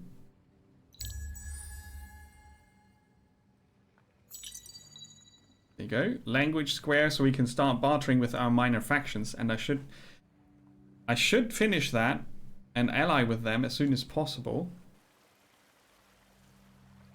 before they come and do it. Aha. 20 influence points if I want science and industry. 40 if I want 2 effects. Now I can only pick one. I'm actually going to go for construction cost reduction so we can get a few more buildings done. That should advance things quite a bit. You can help on the language research. We're still growing. Very nice. Very slow. But that's by choice.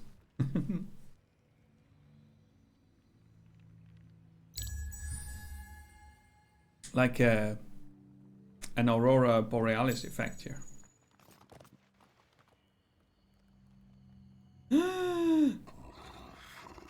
And who might you be? A roaming army.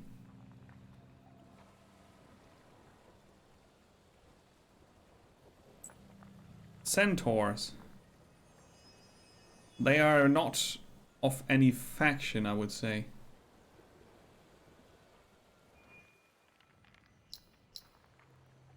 So, how about we get some defense?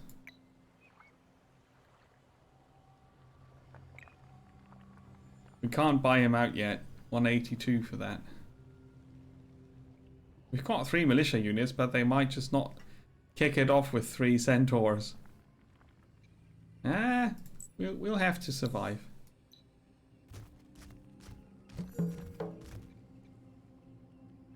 It's almost finished. Oh, that's far away.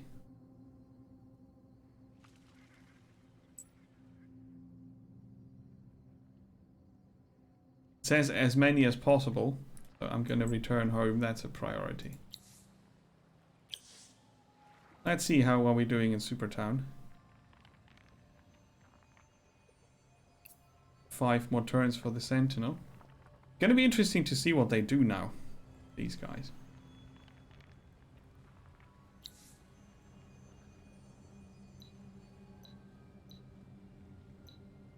Oh, you can assign a governor, which makes a lot of sense. But I don't know if that makes any has any effect.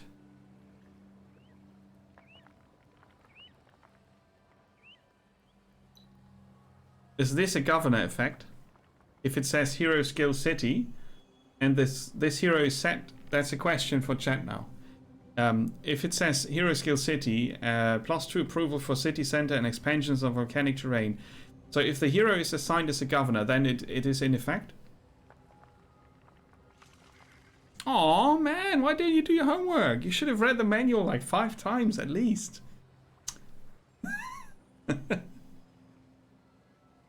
It would make sense, right? It says here any assignment, army. Hey, Koi Attack, welcome. Army. In the army now. And then you have any assignment, and then you have city. But just being a governor assigned to a city does probably not make the hero count with all his effects. Maybe he needs to be in the city. Like in the city area. The city area is this here. I'm not 100% sure. But he is the governor now. We're not automating anything. What is that game? I don't know. It's called Endless Legend. Or did you mean another game? The one I'm playing is called Endless Legend. Blake, welcome. Hero in the dark.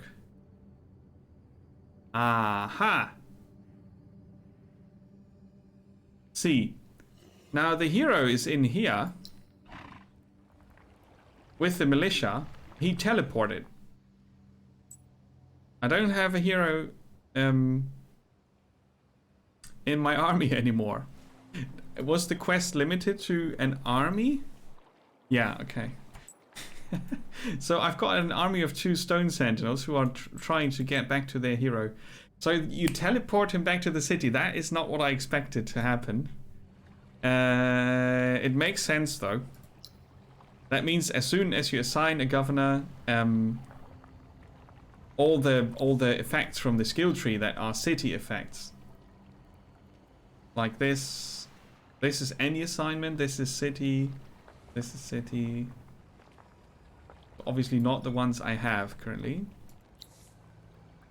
And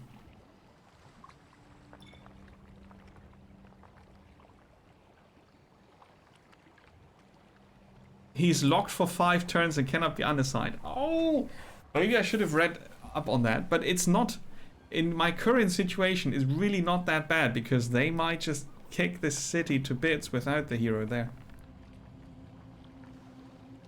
A clone? Why would you say clone?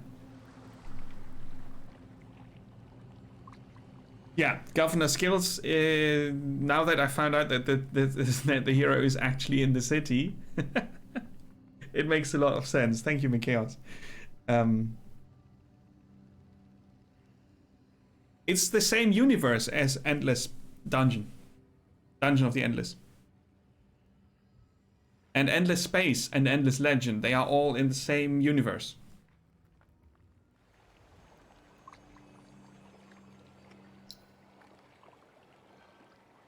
So I might not need this. We can build this instead. And generate some more science while we do that.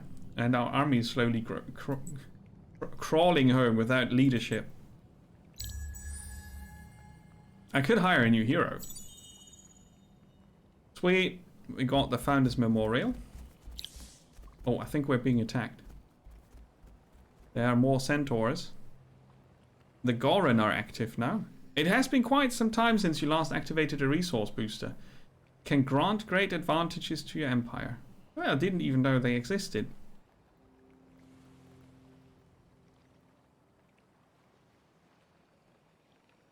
Attack on units. More approval. Oh, food. Can I activate them all? A battle with a roaming army is about to begin. The Ice Warriors are attacking us, huh? I don't have a hero. I know that. I just sent him home.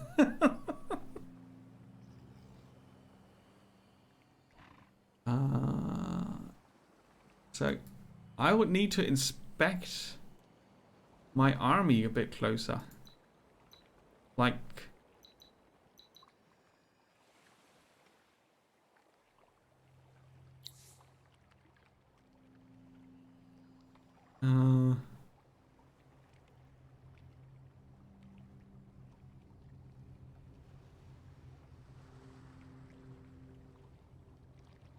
These guys have a sweep strike back. Let's see, they've got 92 health. We've got 110. They are faster because they are cavalry. We are an infantry slayer, so we don't have an advantage per se against cavalry, but they might also not have that. Attack 42 versus 20. So ours are defenders, and they are low initiative means later start. I don't know yet. Let's stand in a defensive position. Do a manual combat. You have encountered a new minor faction, the Maktai. They have Zhuja Jun, ranged units, sorry. You get more fortification, cool. Known as a civilization of hardworking farmers, the lands of the Maktai are closely identified with their intricate layers of terraces that climb the hills and mountains near the villages. You keep confusing Dungeon of the Endless with Legend of Dungeon. Yeah, that can happen. Endless Dungeon Legend, oh god. I would probably need to retire from streaming when that happens. Yeah, I share your confusion. Okay, so these are our dudes. Right, the battle takes place on the actual terrain we are on. That's kind of cool. Deployment phase, and possible deployments are these here. Advance unit toward the enemy to the rear of the battle. I think they can only come through this piece here unless they go around, so we could maybe single them out if we stand like this.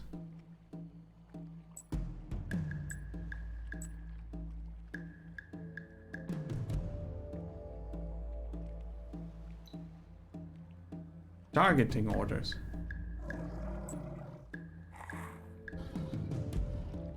Defend.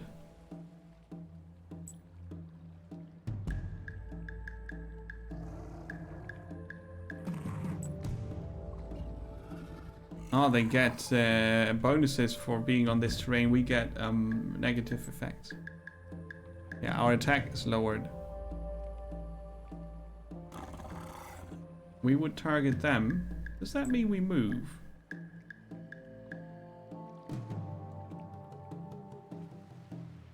I'm gonna move that one up, and you will stay.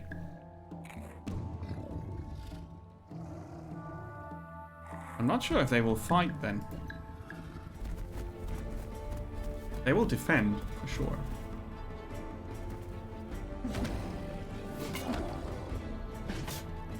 Okay. Oh, he can move through the other fella. I didn't expect that, but it's not Heroes of Might and Magic after all. And they got one retaliation only. Uh-huh.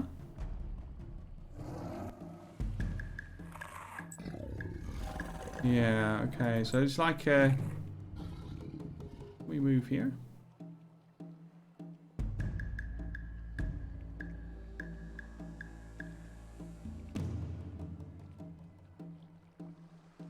Now I can look at this. Inner fire takes no damage from lava flows. Disease immunity. Yeah. Battle is a bit... Higher initiative means first in combat, yeah. Yeah, my defense is good though. I wonder if they are still moving.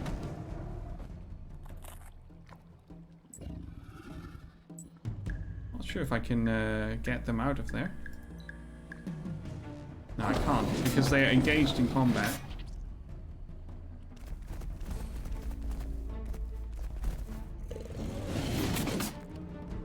I might pull them back now. Maybe you try to go there instead. But they might be forced to engage because of this unit here. Attack success odds. Ah, okay. You get that.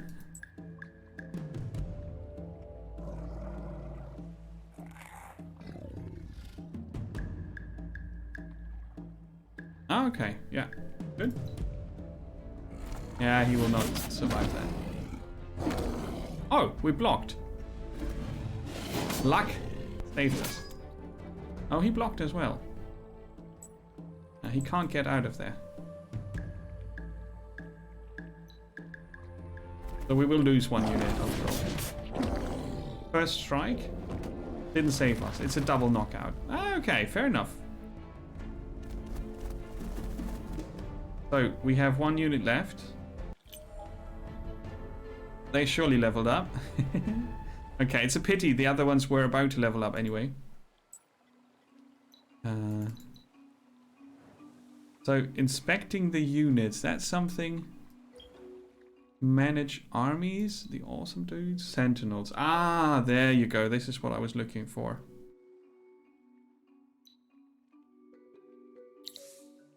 Level up a unit.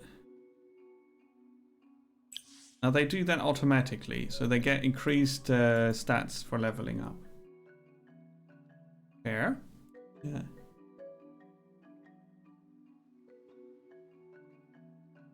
There's a discussion thread on the forums, obviously.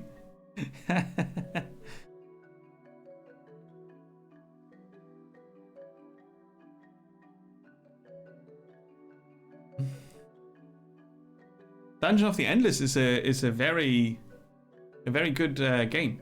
Yeah. That's the home city? No. That's the location on the map, I see. Well, they are the awesome dudes. It's just very few dudes left. Right.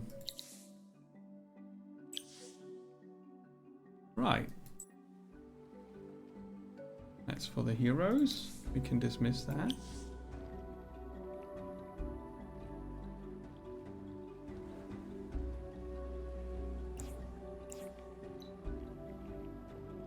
I wanna click on it and then mouse over capacities. That's the only thing I can't do from here. But I can do it from here. I can't. See, I don't like that. That's the only thing I don't like. Checking out the unit's capabilities seems to be, I might miss something, seems to be only possible in actual combat. I don't want that.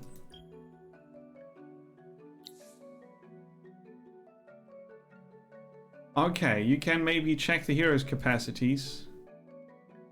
And if the hero is in the army, you can get to this screen and then you see the capacity of that. Can I see the army capacity?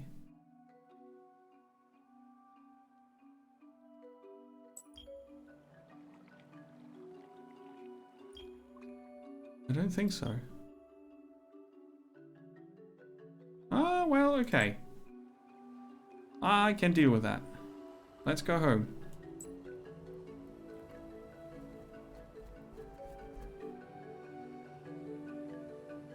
Yeah, exactly. The risk-reward scenario of Dungeon of the Endless is near perfect. Well, this is the military screen with your army list. So you have the unit list, and you mouse over it. But you can't see the tooltip of the individual unit.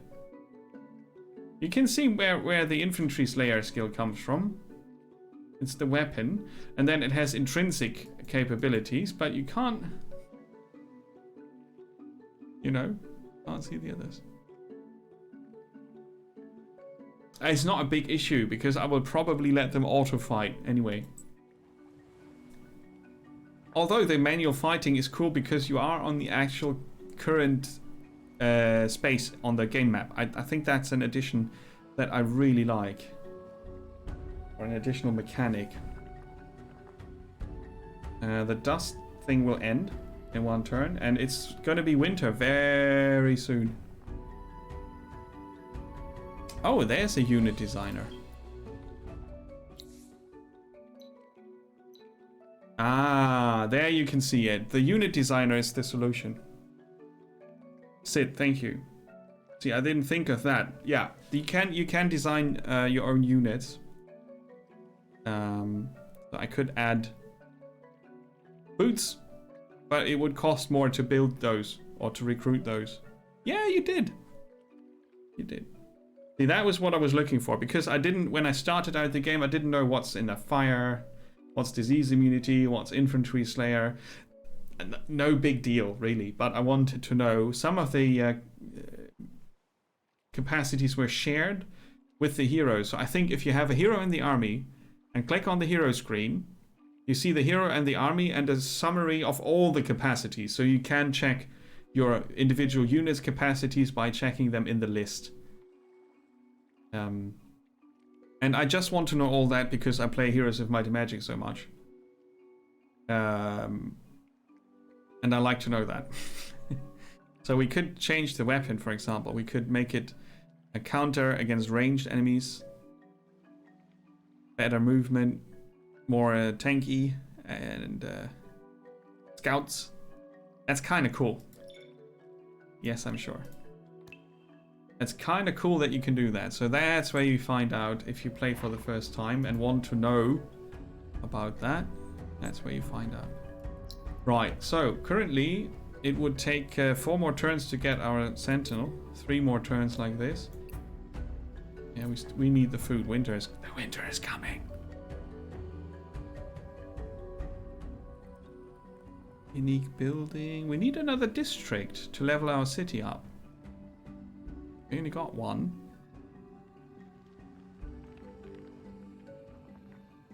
I want this city to level up. That's why I say that. Coastal battery. Nice. From bees to bison. This center for the study of native animal species accelerates their domestication and greatly improves food production. Yeah. For anyone in chat who knows this game, right? If it says here -4 from the city upkeep, does that mean it costs 4 dust to upkeep, to keep up the husbandry center?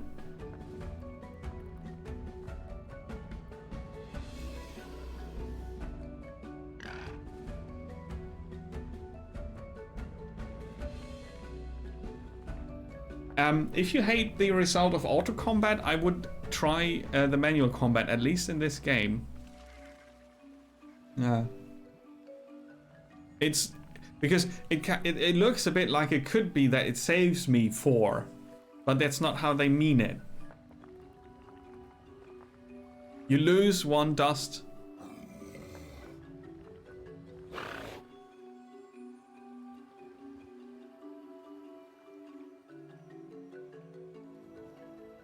Yeah, plus from city improvement, minus from city upkeep.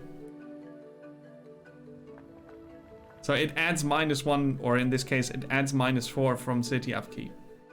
The wording is weird. I don't get it. Fervent. They mad. Let's end the turn. See what the centaurs are doing. And the Gorin. So that was it with the dust blizzard. Eclipse, sorry. As mysteriously as it arrived, the dust eclipse and its strange effects that swept Auriga has departed, returning the land to normalcy. That's what you call normalcy? It's not all volcanic. We hates it. So move it. The centaurs apparently have moved on. The Gorin is still roaming about. And is locked in for another 3 turns. I could buy out the sentinels now. They'll be produced in 2 turns anyway. Buyout is 100. No, I'm not going to invest that. Let's finish the dust dredger first.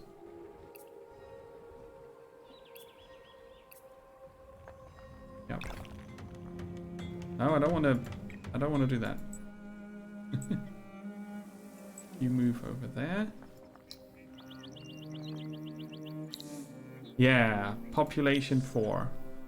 And they are all helping building the dust dredger so we get rich. But then summer is going to end. Maybe we can focus on the public library instead. Summer is going to end in 1 or 2 or 3 turns.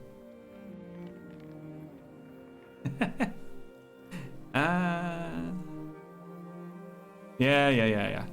We're gonna do that. during summer. That's a flat. Husbandry. If we want to survive the winter. Husbandry center. But first we need our library. So there's that. Oh, you play Gladius. Cool. The combat is grindy.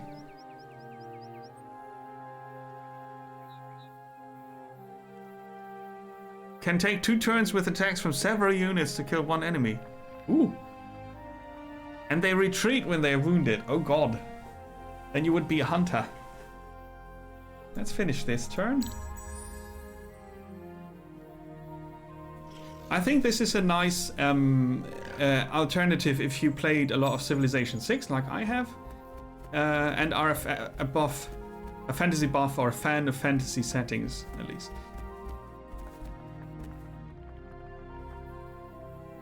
I need to parlay with these guys because they make my units tanky if I ally with them. If I assimilate them.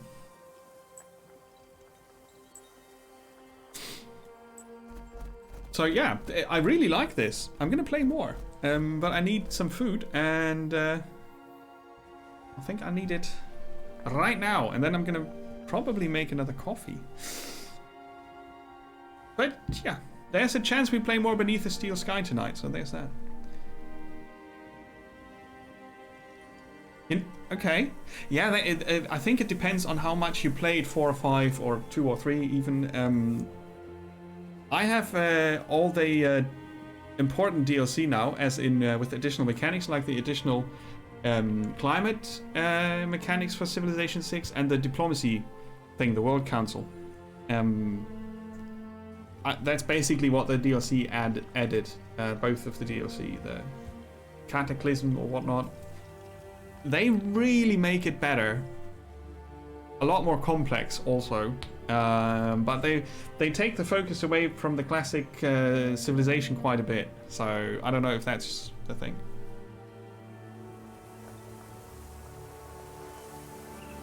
Oh, okay, you both prefer 5 because of the culture mechanic. Well, you know what you enjoy. That's what we're here to talk about. What you enjoy more. So our hero is still locked in Supertown. He has got governor duty for another 2 turns, which coincides with the finishing of the public library. We could expand further because we have city level 4. No, population level 4.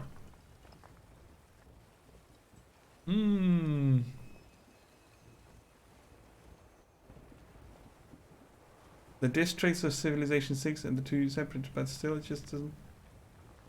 Okay. So it's cool, but it's really not what you needed because you had 4 and 5 and we're happy with those already, right? It's yeah. I get it. Makes a lot of sense. So I'll be grabbing some food, and then I'll be grabbing some enemies, and then I'll be playing a few more turns. Thanks for watching up to this point. Endless Legend is a very cool strategy game. I like